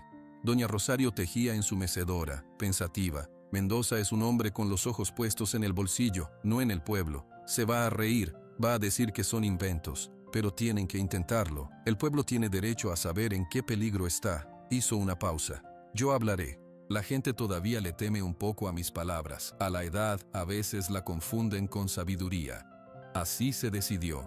Al día siguiente, un domingo por la mañana, cuando las familias salían de misa, Lucía se paró en los escalones de la iglesia. Su voz, clara y educada, se elevó sobre el murmullo. Vecinos, por favor, atención, tenemos información muy importante, urgente, se los suplicamos, reúnanse en la plaza. La curiosidad pudo más que la indiferencia. Poco a poco, la gente fue congregándose alrededor del kiosco. Vieron a Rafael, al pescador Tomás y a doña Rosario de pie juntos, con caras serias. También vieron al alcalde Mendoza salir de la iglesia, ajustándose el cinturón sobre su panza y frunciendo el ceño al ver el alboroto. Cuando un grupo respetable de personas se hubo reunido, Rafael dio un paso al frente. Sus manos sudaban, pero su voz no tembló. Habló alto para que todos lo oyeran.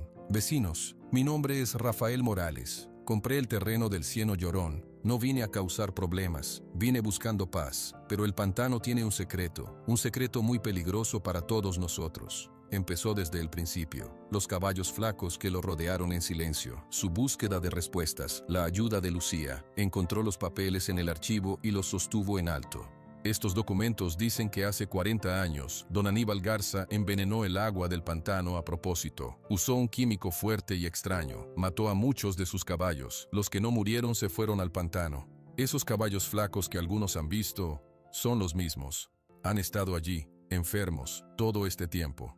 Un murmullo recorrió la plaza. Algunas personas mayores bajaron la vista, confirmando con su silencio que la historia era cierta. Lucía tomó la palabra. El químico no desapareció. Con los años, se mezcló con el pantano. Cambió. Se convirtió en algo que doña Rosario llama la raíz negra. Levantó el frasco de vidrio. Esto es, crece bajo la tierra y está a punto de salir a la superficie. Cuando salga, va a liberar gases tóxicos, gases que envenenarán el aire que respiramos y el agua que bebemos.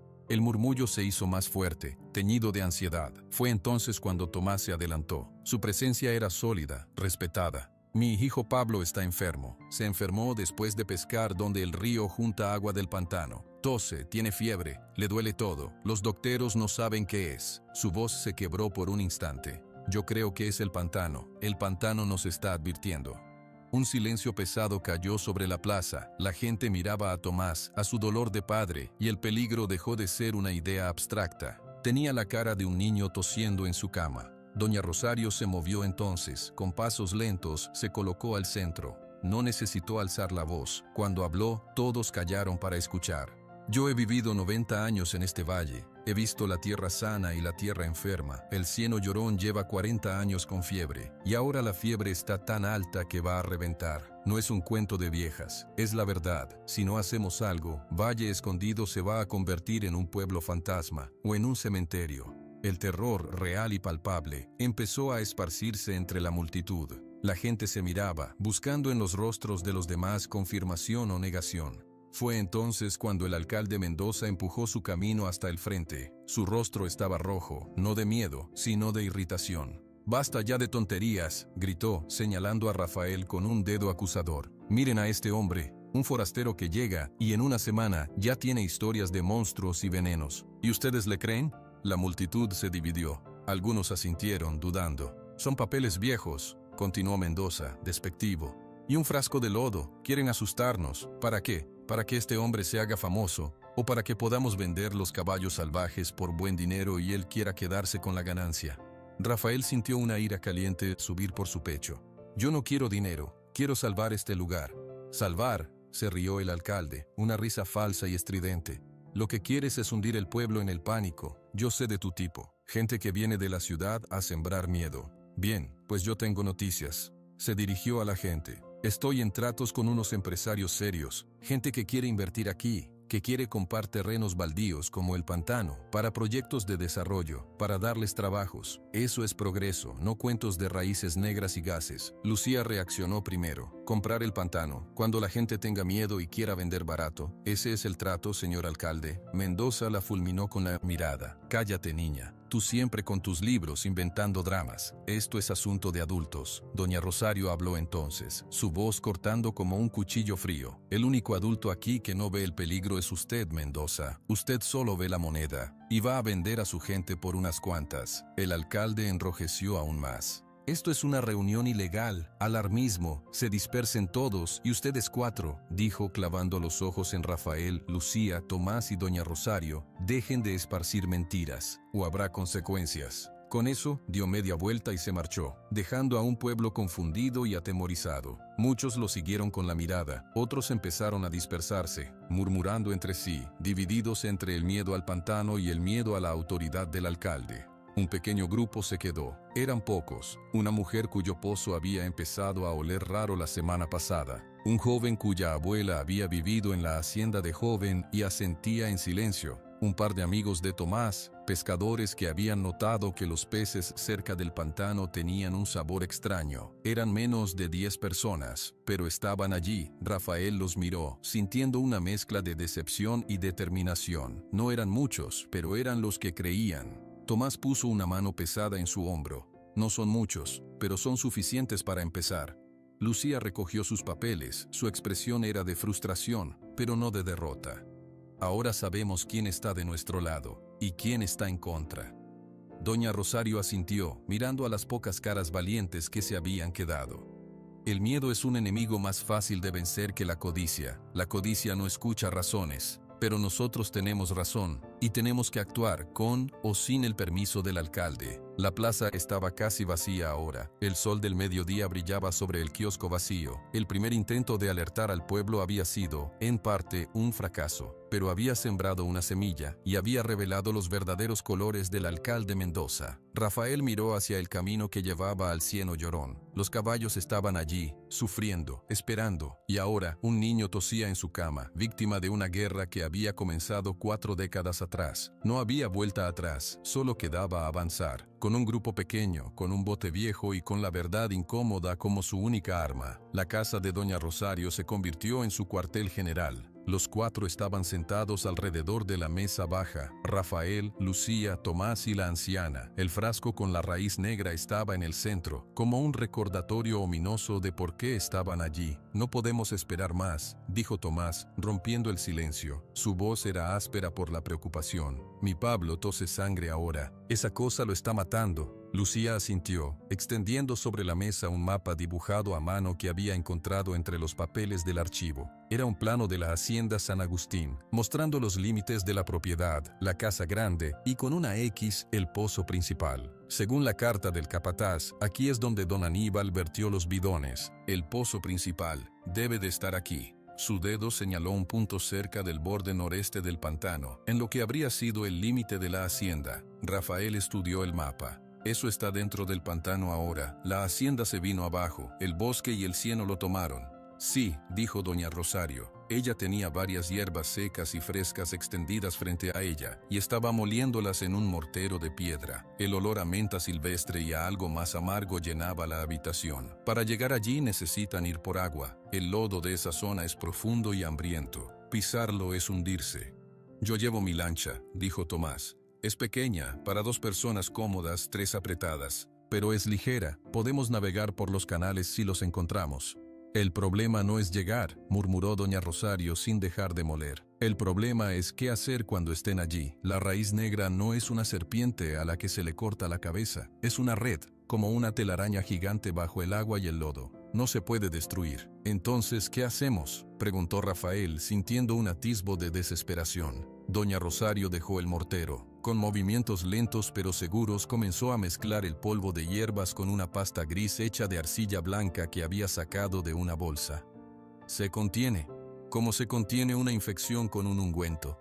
Esta mezcla que hago no es magia. Son plantas que crecen en los bordes del pantano, plantas que aprendieron a vivir con el veneno.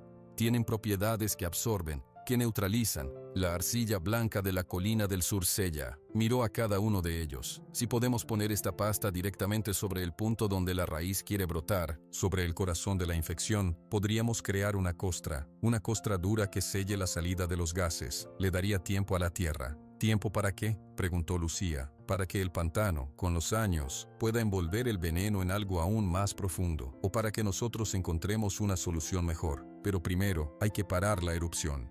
Tomás se frotó la barbilla. Bueno, entonces el plan es simple en teoría. Yo los llevo en la lancha hasta lo más cerca que podamos del lugar del pozo viejo. Cargamos la mezcla, la ponemos donde haga falta, regresamos. Nada en el cieno llorón es simple, advirtió doña Rosario. La niebla es mala, no solo es agua, a veces trae confusión, mareos, pequeñas alucinaciones, hace que pierdas el sentido de la dirección. Por eso la gente que se adentra no siempre sale. ¿Cómo nos orientamos entonces?, preguntó Rafael. La anciana fue hacia un baúl y sacó un objeto envuelto en un trapo. Era una brújula antigua, de latón, con la aguja temblorosa bajo el vidrio agrietado. Esto es de mi esposo, era militar. La brújula funciona. Confíen en ella, no en lo que sus ojos les digan en la niebla. Se lo entregó a Rafael. Y lleven esto también. Sacó un manojo de pequeñas bolsitas de tela. Estas llevan las mismas hierbas molidas. Si la niebla les pesa mucho, si sienten que la cabeza les da vueltas, vuelan una bolsita. Los ayudará a aclararse. Lucía tomó nota mental de todo. Necesitamos herramientas, pala para aplicar la mezcla, cuerda, ganchos y contenedores para llevar la pasta. Yo tengo herramientas en mi casa, dijo Tomás, y cubetas. Yo consigo la pala y la cuerda, ofreció Rafael. Y necesitamos algo para protegernos la boca y la nariz, por si los gases ya están saliendo. Doña Rosario asintió. Paños mojados con agua limpia y vinagre. Ayudan a filtrar. No es perfecto, pero es algo. Los 4 pasaron la siguiente hora armando una lista y dividiendo tareas. El plan se sentía frágil, como una canasta de juncos tratando de contener una roca, pero era lo único que tenían. Al caer la noche, Rafael y Lucía salieron juntos de la casa de doña Rosario. Tomás se había ido antes a preparar su lancha y a ver a su hijo. ¿Crees que funcionará?, preguntó Lucía en voz baja mientras caminaban por el callejón oscuro. Rafael sostenía la brújula en su mano. El metal estaba frío. No lo sé. Pero es lo que hay que hacer. Mañana al amanecer, tenemos que mover todo al escondite que dijo Tomás, cerca de la orilla, antes de que salga el sol. ¿Crees que el alcalde intentará algo?, Rafael se detuvo. Doña Rosario dijo que la codicia tiene muchos disfraces. Él quiere ese terreno barato. Nosotros somos un obstáculo. Sí, creo que intentará algo. Por eso tenemos que ser rápidos. Se separaron en la plaza, prometiendo reunirse antes del amanecer. Rafael caminó de regreso a su cabaña en la oscuridad. Esta vez no escuchó gemidos ni pisadas. El pantano estaba inquietantemente quieto, como si contuviera la respiración. Al entrar, no encendió la lámpara de inmediato. Se quedó en la puerta, mirando hacia la mancha negra del pantano bajo el cielo estrellado. Una forma se movió en la oscuridad, al límite de su terreno. Era grande, silueteada contra el cielo menos oscuro. Uno de los caballos. No se acercó, solo estaba allí, quieto, mirando hacia la cabaña. Luego, lentamente, bajó la cabeza y dio media vuelta, desvaneciéndose entre los árboles. Rafael sintió que ese gesto era una confirmación, una aprobación silenciosa, o tal vez una última súplica. A la mañana siguiente, mucho antes de que el sol asomara, Rafael ya estaba en movimiento. Había empacado una pala, una cuerda larga y resistente, y varios paños limpios en una mochila. También llevaba agua y un poco de comida. Caminó en la penumbra azul del preamanecer hasta el punto de encuentro que Tomás les había indicado, una pequeña cala oculta por juncos gigantes a 500 metros de su terreno, donde el pescador guardaba su lancha bajo una lona.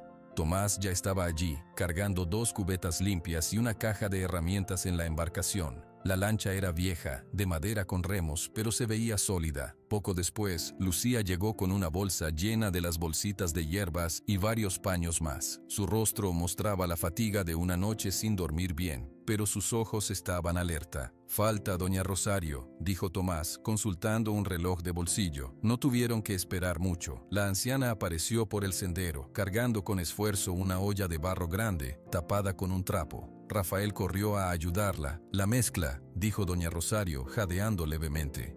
«La preparé toda la noche. Es pesada». La olla era grande y estaba llena de una pasta espesa de color gris verdoso. Olía intensamente a tierra húmeda y a las hierbas amargas. Con cuidado la colocaron en el centro de la lancha, asegurándola con la cuerda para que no se volcara. Doña Rosario miró a los 3, uno por uno.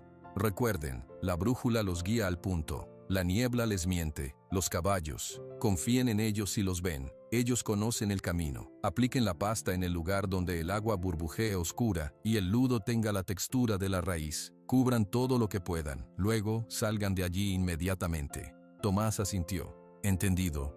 «Buena suerte», murmuró la anciana, y por primera vez, Rafael vio algo que parecía afecto y temor mezclados en su rostro arrugado. Subieron a la lancha. Tomás se sentó en la popa, tomando los remos. Rafael en la proa, con la brújula y la pala. Lucía en el centro, vigilando la olla y con las bolsitas de hierbas a la mano. Con un suave empujón, la lancha se deslizó sobre el agua quieta de la cala y entró en el canal principal que serpenteaba hacia el corazón del pantano. El amanecer comenzaba a teñir el cielo de rosa pálido, pero bajo la espesa bóveda de árboles y enredaderas, la luz era escasa, el aire era frío y húmedo. Pronto, los sonidos del pueblo desaparecieron, reemplazados por el silbido de insectos, el chapoteo de los remos y el crujido ocasional de alguna rama. Después de 20 minutos de remar, la primera niebla apareció. No era la pared blanca del día que Rafael había visto, sino una neblina baja y perezosa que se arrastraba sobre la superficie del agua. Como humo, Tomás redujo la velocidad. «Aquí empieza lo difícil, los canales se dividen». Rafael consultó la brújula. La aguja temblaba pero apuntaba con firmeza al noreste, como humo. Tomás redujo la velocidad. «Aquí empieza lo difícil, los canales se dividen». Rafael consultó la brújula. La aguja temblaba, pero apuntaba con firmeza al noreste. «Por allí», dijo, señalando hacia la derecha, donde un canal más angosto se adentraba bajo una cortina de lianas. Remaron hacia allí. La niebla se hizo más densa, envolviéndolos. El mundo se redujo al agua oscura a los lados de la lancha, a la figura de Tomás apenas visible atrás y a la brújula en las manos de Rafael. De repente, Lucía tocó su brazo. «Mira». A la izquierda, en la orilla, una figura se recortaba en la niebla. Era un caballo, el mismo gris con la cicatriz. Estaba parado, inmóvil, mirando el canal. Luego, sin prisa, comenzó a caminar paralelo a ellos, adentrándose en el pantano. «Él nos guía», dijo Rafael con certeza. «Tomás, síguelo». Tomás no discutió, ajustó el rumbo, siguiendo la silueta fantasmal que aparecía y desaparecía entre los árboles. El caballo nunca los miró directamente. Solo caminaba, indicando el camino seguro entre el laberinto de agua y lodo traicionero. La niebla era ahora tan espesa que Lucía encendió una pequeña lámpara de mano. La luz era débil, pero les permitía ver las raíces retorcidas que salían del agua como dedos negros. El olor también cambió. El olor dulzón y metálico de la raíz negra se hizo más fuerte. La bolsita a Lucía y luego a Tomás. «Gracias», gruñó Tomás, respirando hondo. «El aire aquí apesta a enfermedad». El caballo guía se detuvo frente a una pared de vegetación impenetrable. Dio media vuelta y los miró por primera vez. Sus ojos oscuros se encontraron con los de Rafael. Luego, con un movimiento lento de la cabeza, señaló hacia la pared de plantas. «Ahí», dijo Rafael. «Tenemos que pasar por ahí». Tomás remó hasta la orilla. El agua aquí era casi negra y en la superficie flotaba una espuma iridiscente, como aceite. Rafael tomó la pala y cortó algunas de las enredaderas más delgadas, abriendo un pasaje apenas suficiente para la lancha. Con un último esfuerzo, empujaron a través de la abertura y entraron en el corazón del Cieno Llorón. Era un claro circular de agua abierta, quizás del tamaño de una casa pequeña. No había árboles altos aquí, solo juncos muertos y retorcidos. El agua era negra como la tinta y completamente quieta. En el centro, la superficie burbujeaba suavemente, liberando pequeñas burbujas de gas que reventaban con un sonido blando y emitían un brillo aceitoso. Pero lo más aterrador no era el agua. Era lo que bordeaba la orilla. Del lodo negro emergían docenas, cientos de tallos retorcidos, duros y negros como el carbón. Eran del grosor de un brazo, algunos más gruesos. Se retorcían unos alrededor de otros, formando una masa enmarañada que parecía latir levemente. Era la raíz negra, expuesta, respirando, y en el extremo más lejano del claro, medio hundido en el lodo, se veían los restos de piedra musgosa de lo que una vez fue el brocal de un pozo. Habían llegado. El corazón del pantano era un silencio distinto. No había insectos, ni pájaros, ni el leve crujir de la vida. Solo el blando, repugnante sonido de las burbujas de gas rompiendo en la superficie del agua negra. El olor dulzón y metálico era tan fuerte que les ardía la nariz y la garganta. Rafael, Lucía y Tomás permanecieron inmóviles en la lancha, contemplando el horror que tenían frente a ellos. Los tallos negros de la raíz no parecían inertes, parecían contraerse levemente, como un músculo enfermo, y de sus poros resumaba un líquido aceitoso del mismo color morado oscuro. «Dios mío», susurró Lucía, tapándose la boca y la nariz con un paño que había mojado en vinagre. Tomás tragó saliva con dificultad. «El pozo está justo ahí, en medio de esa telaraña». Rafael siguió la mirada de Tomás. Los restos de piedra del brocal estaban parcialmente cubiertos por los tallos negros, que lo abrazaban como las raíces de un árbol estrangulador. Ese era el epicentro, el lugar donde don Aníbal había vertido el veneno que había iniciado todo. «No podemos acercarnos más con la lancha», dijo Tomás, señalando hacia el agua alrededor del pozo. «El agua es demasiado poco profunda y el lodo se ve movedizo». Tenía razón. Entre la lancha y el pozo había unos 10 metros de agua oscura y lodo expuesto, una superficie negra y brillante de donde surgían los tallos más gruesos. «Tenemos que aplicar la pasta ahí», dijo Rafael, señalando la base del pozo, donde la raíz está más concentrada. Lucía abrió la olla de barro. La pasta gris verdosa parecía inocente comparada con la maldad negra que enfrentaban. «¿Cómo lo hacemos?» Rafael tomó una decisión. «Yo voy, ustedes dos me guían la cuerda. Si el lodo es demasiado blando, me jalan de vuelta». Tomás negó con la cabeza. «Es muy arriesgado. Esa cosa no es normal». «No tenemos opción», dijo Rafael con firmeza. Empezó a atarse un extremo de la cuerda alrededor de la cintura. Tomás, con expresión preocupada, tomó el otro extremo y lo sujetó con fuerza, anclándose en la lancha. Lucía preparó la pala y una cubeta llena de la pasta. Con movimientos lentos, Rafael bajó de la lancha. El agua le llegó primero a los tobillos, luego a las rodillas. Estaba fría, de un frío que calaba los huesos. El lodo bajo sus pies era esponjoso y succionaba sus botas con cada paso. Avanzó con extrema cautela, probando el terreno antes de poner su peso completo. A cada paso, los tallos negros más cercanos parecían estremecerse. No era su imaginación. Una fina neblina, de un tinte ligeramente violáceo, empezó a elevarse del agua alrededor de sus piernas. Los gases, se tapó la boca y la nariz con su paño húmedo. Sus ojos le escocían. Siguió avanzando, metro a metro, sintiendo la cuerda tensa a su espalda, su conexión vital con la lancha. Llegó al borde del área donde los tallos eran más densos. Estaba a 3 metros del pozo. Desde aquí podía ver cómo los tallos surgían de una gran protuberancia en el lodo, una especie de nudo negro y pulsante del tamaño de un barril. Era el corazón de la raíz. Extendió la pala y tocó uno de los tallos. La textura era repulsiva, como cuero húmedo y duro a la vez. El tallo reaccionó retrayéndose levemente, como una planta carnívora. ¡Aquí!, gritó hacia la lancha, su voz apagada por el paño. «Pásenme la pasta». Lucía, con manos que temblaban, ató la cubeta llena de la mezcla de doña Rosario a un cabo de la cuerda, y Tomás la deslizó hacia Rafael. Él la recibió y, con la pala, empezó a sacar grandes porciones de la pasta gris. Con cuidado, comenzó a untarla sobre los tallos más cercanos, sobre el nudo negro pulsante. Al contacto con la pasta, la raíz reaccionó. Un siseo bajo como de grasa en una sartén caliente salió de la superficie. El tallo donde había aplicado la mezcla parecía oscurecerse aún más y luego se cubría de una costra grisácea casi al instante. «¡Funciona!», exclamó Lucía desde la lancha, con un atisbo de esperanza en la voz. Rafael trabajó más rápido, aplicando capa tras capa sobre la raíz, tratando de cubrir la mayor superficie posible del nudo principal. El siseo se hizo constante, y el olor a hierbas de la pasta comenzó a mezclarse con el olor metálico, creando un aroma aún más nauseabundo. De repente, el lodo bajo sus pies se hundió.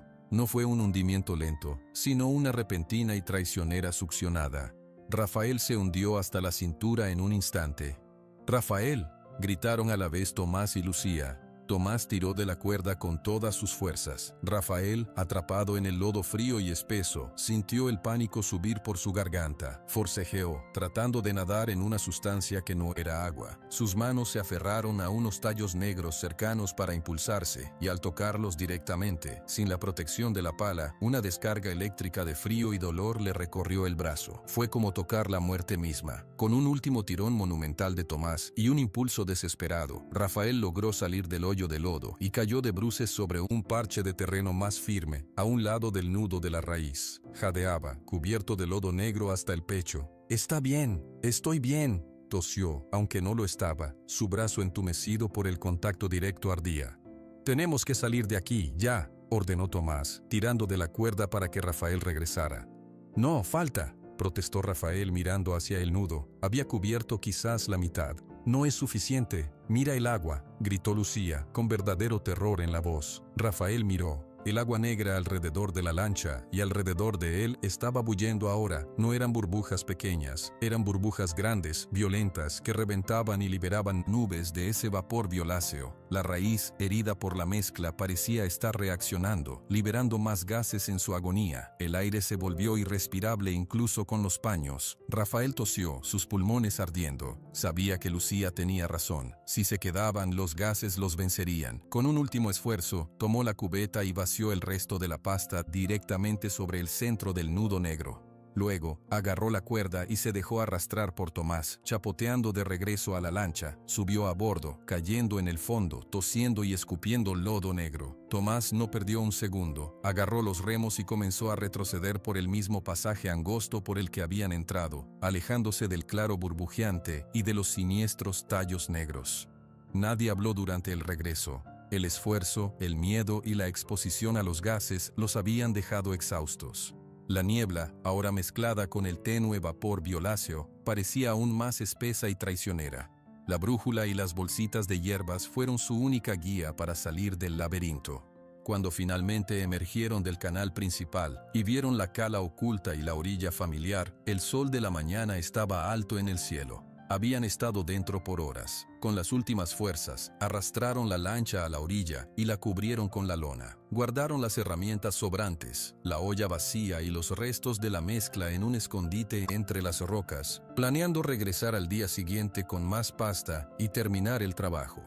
«Mañana», dijo Tomás, su voz ronca por los gases, «traemos más de la mezcla de doña Rosario y lo terminamos. Hoy nos ganamos el derecho a descansar». Rafael solo asintió. Cada músculo le dolía. El brazo que había tocado la raíz estaba entumecido y cubierto de un enrojecimiento extraño. Lucía tosía secamente. Se separaron con la promesa de reunirse al amanecer siguiente. Lo que no sabían era que sus movimientos no habían pasado desapercibidos. Esa noche, mucho después de que el pueblo de Valle Escondido se hubiera sumido en un sueño intranquilo, dos figuras se movieron en la oscuridad cerca de la cala.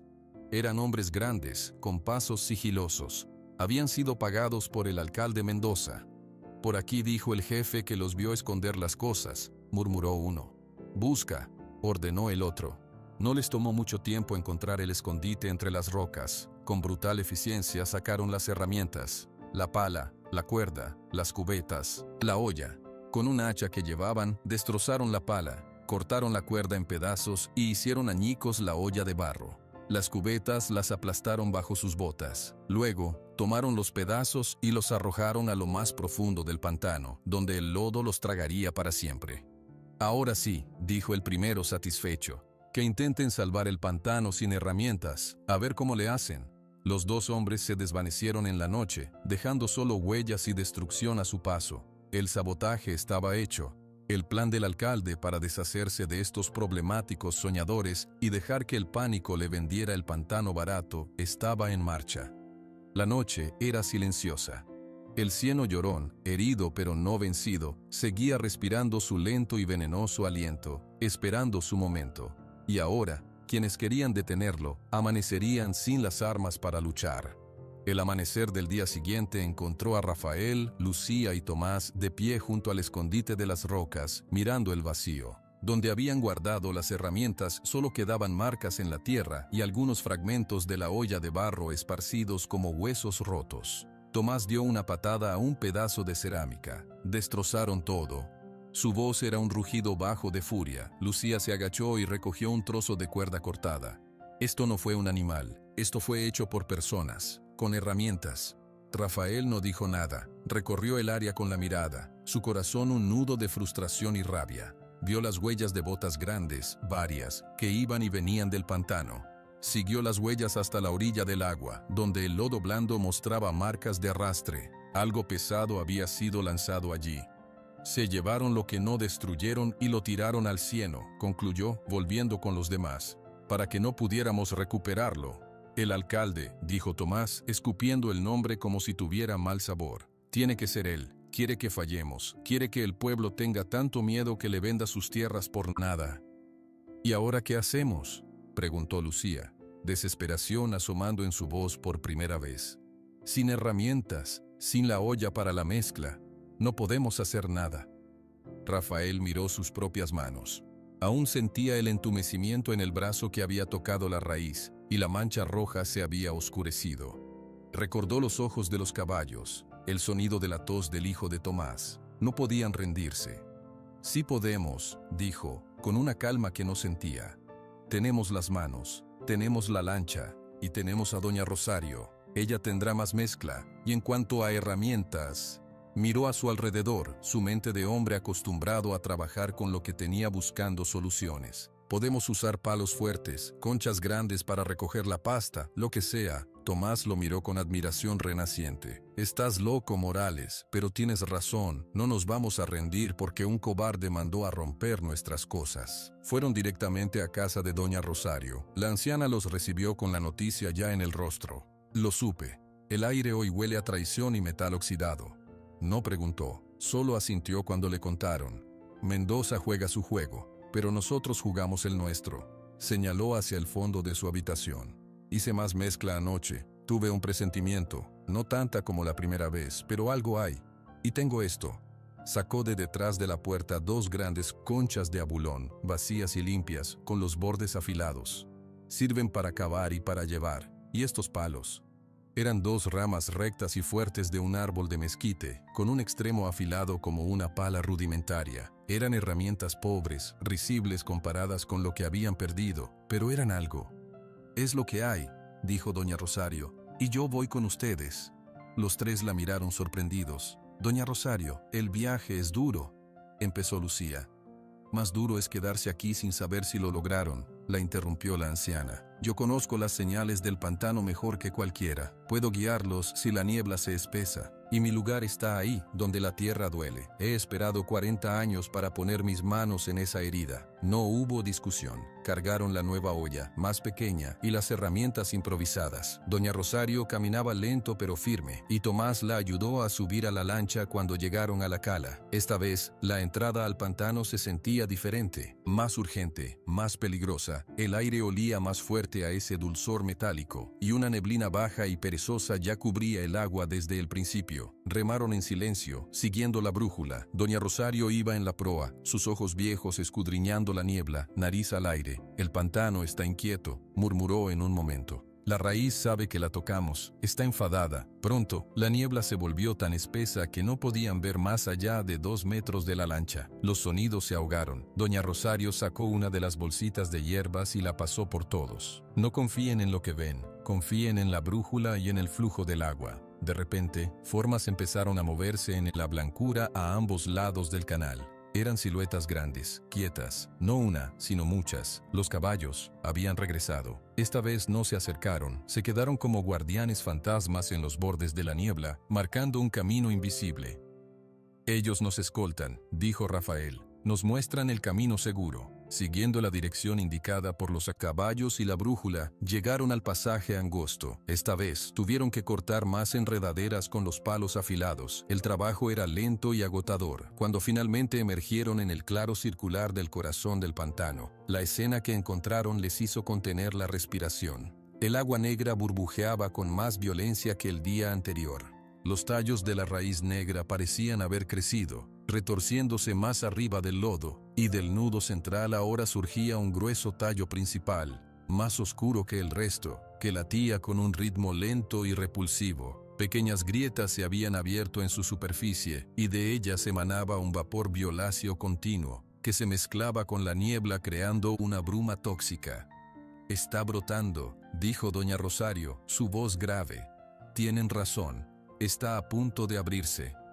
«Tenemos que apurarnos», dijo Tomás, amarrando la lancha a un junco muerto que parecía sólido. El plan era el mismo, pero más difícil. Sin cubetas, usarían las conchas. Sin una buena pala, usarían los palos y sus propias manos. Rafael se ató la cuerda que habían traído, una más delgada que Tomás tenía en su casa, a la cintura. Tomás y Lucía se encargarían de asegurarlo. Doña Rosario preparó las conchas llenas de la pasta gris. Rafael bajó de la lancha. El agua estaba aún más fría. Avanzó con más cautela que antes, sabiendo que el lodo era traicionero. Llegó al borde del área de los tallos. El nudo central latía como un corazón monstruoso. Comenzó a trabajar. Con una concha, tomaba la pasta y la untaba sobre los tallos, sobre las grietas que exhalaban vapor. El siseo era ahora un gruñido sordo, y la raíz se retorcía al contacto, como si sintiera dolor.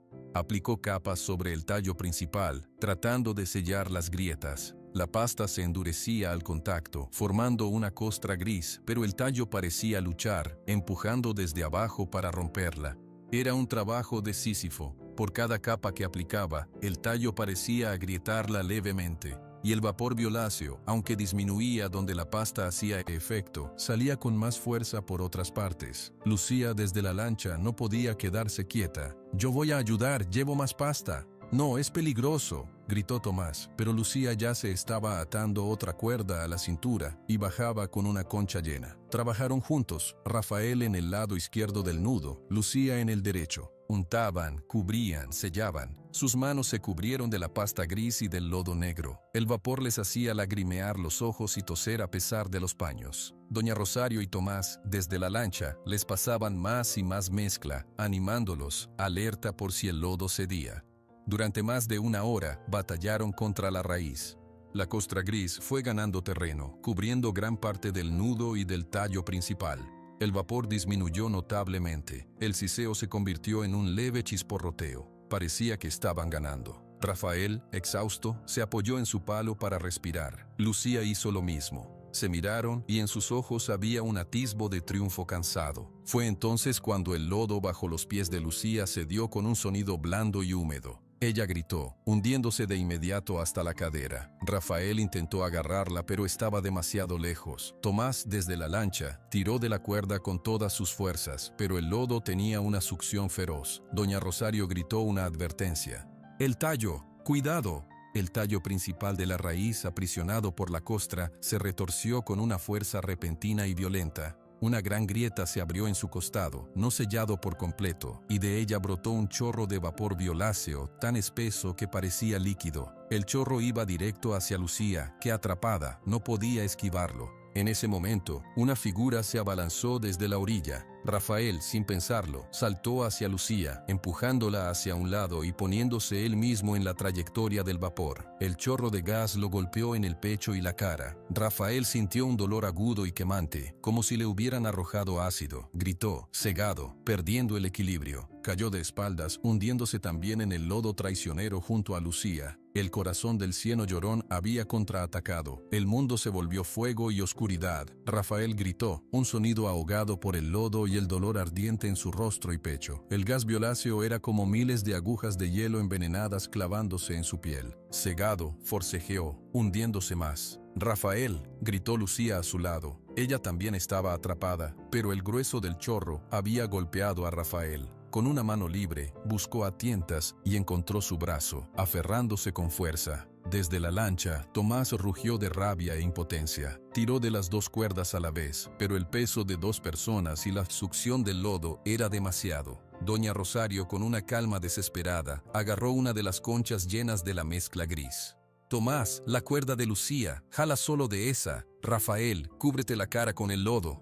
Rafael, a través del dolor, escuchó. Con su mano libre, se untó el lodo frío del pantano sobre la cara, cubriendo la piel quemada por el gas. El alivio fue mínimo, pero ayudó a poder abrir los ojos, que ardían como brasas. Tomás, comprendiendo, se concentró en la cuerda de Lucía. Con un tirón brutal, la logró sacar del hoyo de lodo. Ella chapoteó hacia la lancha, tosiendo y escupiendo. Rafael estaba solo, hundido hasta el pecho, frente al tallo principal que seguía exhalando su vapor mortal, aunque ahora con menos fuerza, cubierto en parte por la costra gris.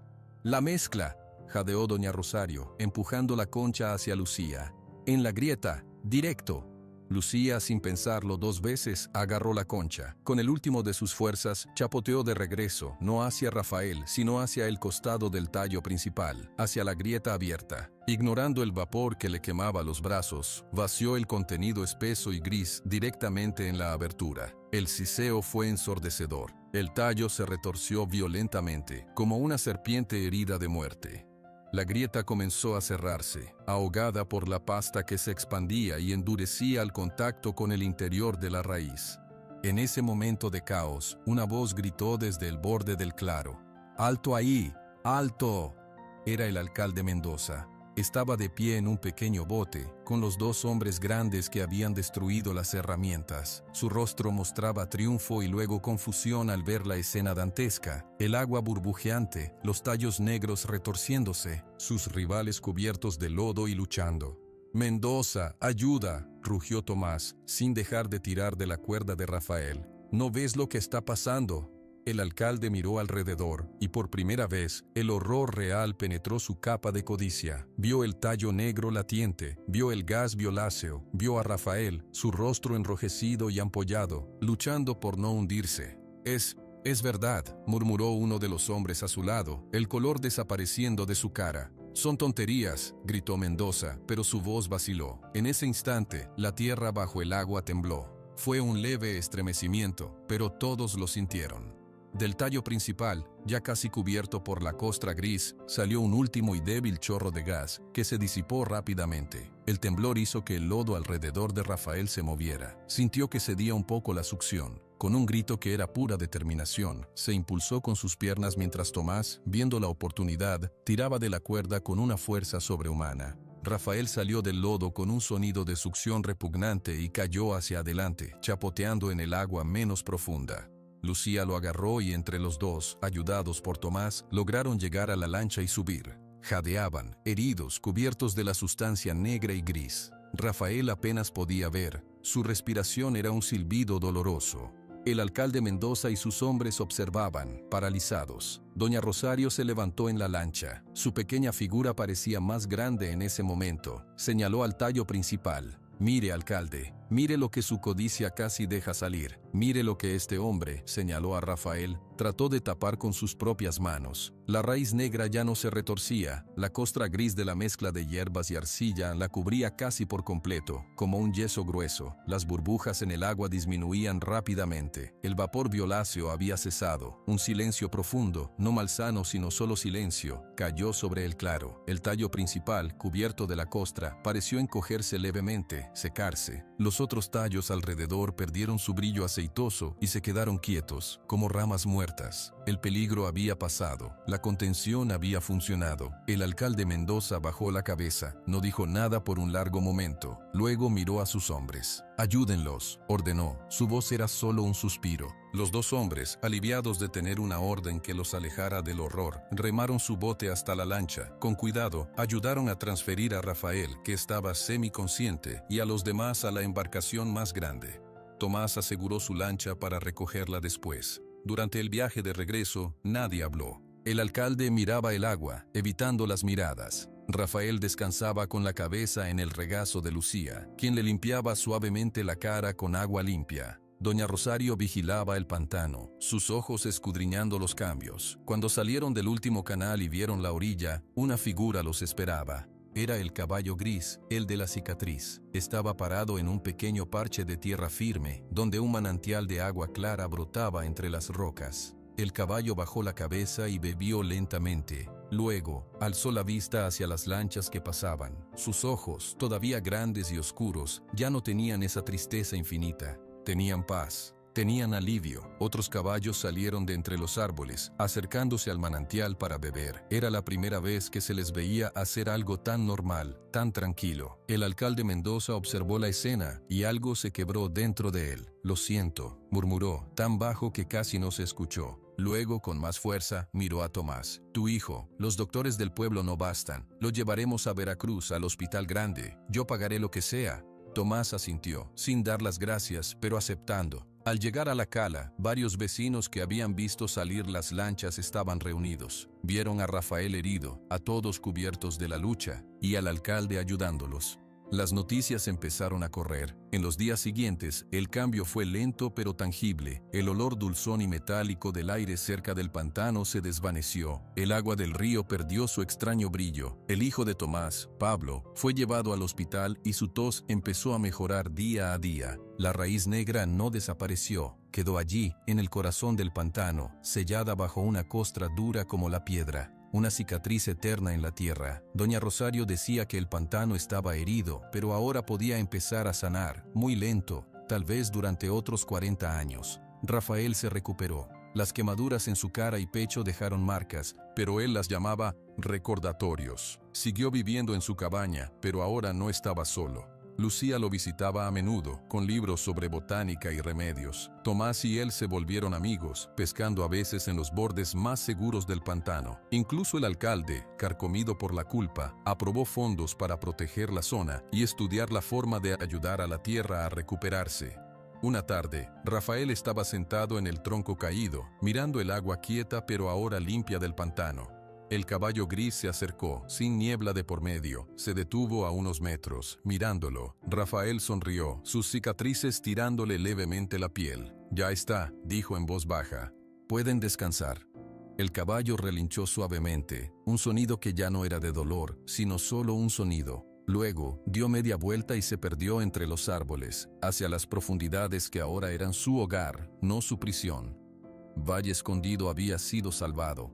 No por un héroe, sino por un granjero terco, una bibliotecaria curiosa, un pescador enojado y una anciana sabia, y por unos caballos que no habían olvidado y que supieron pedir ayuda cuando más se necesitaba.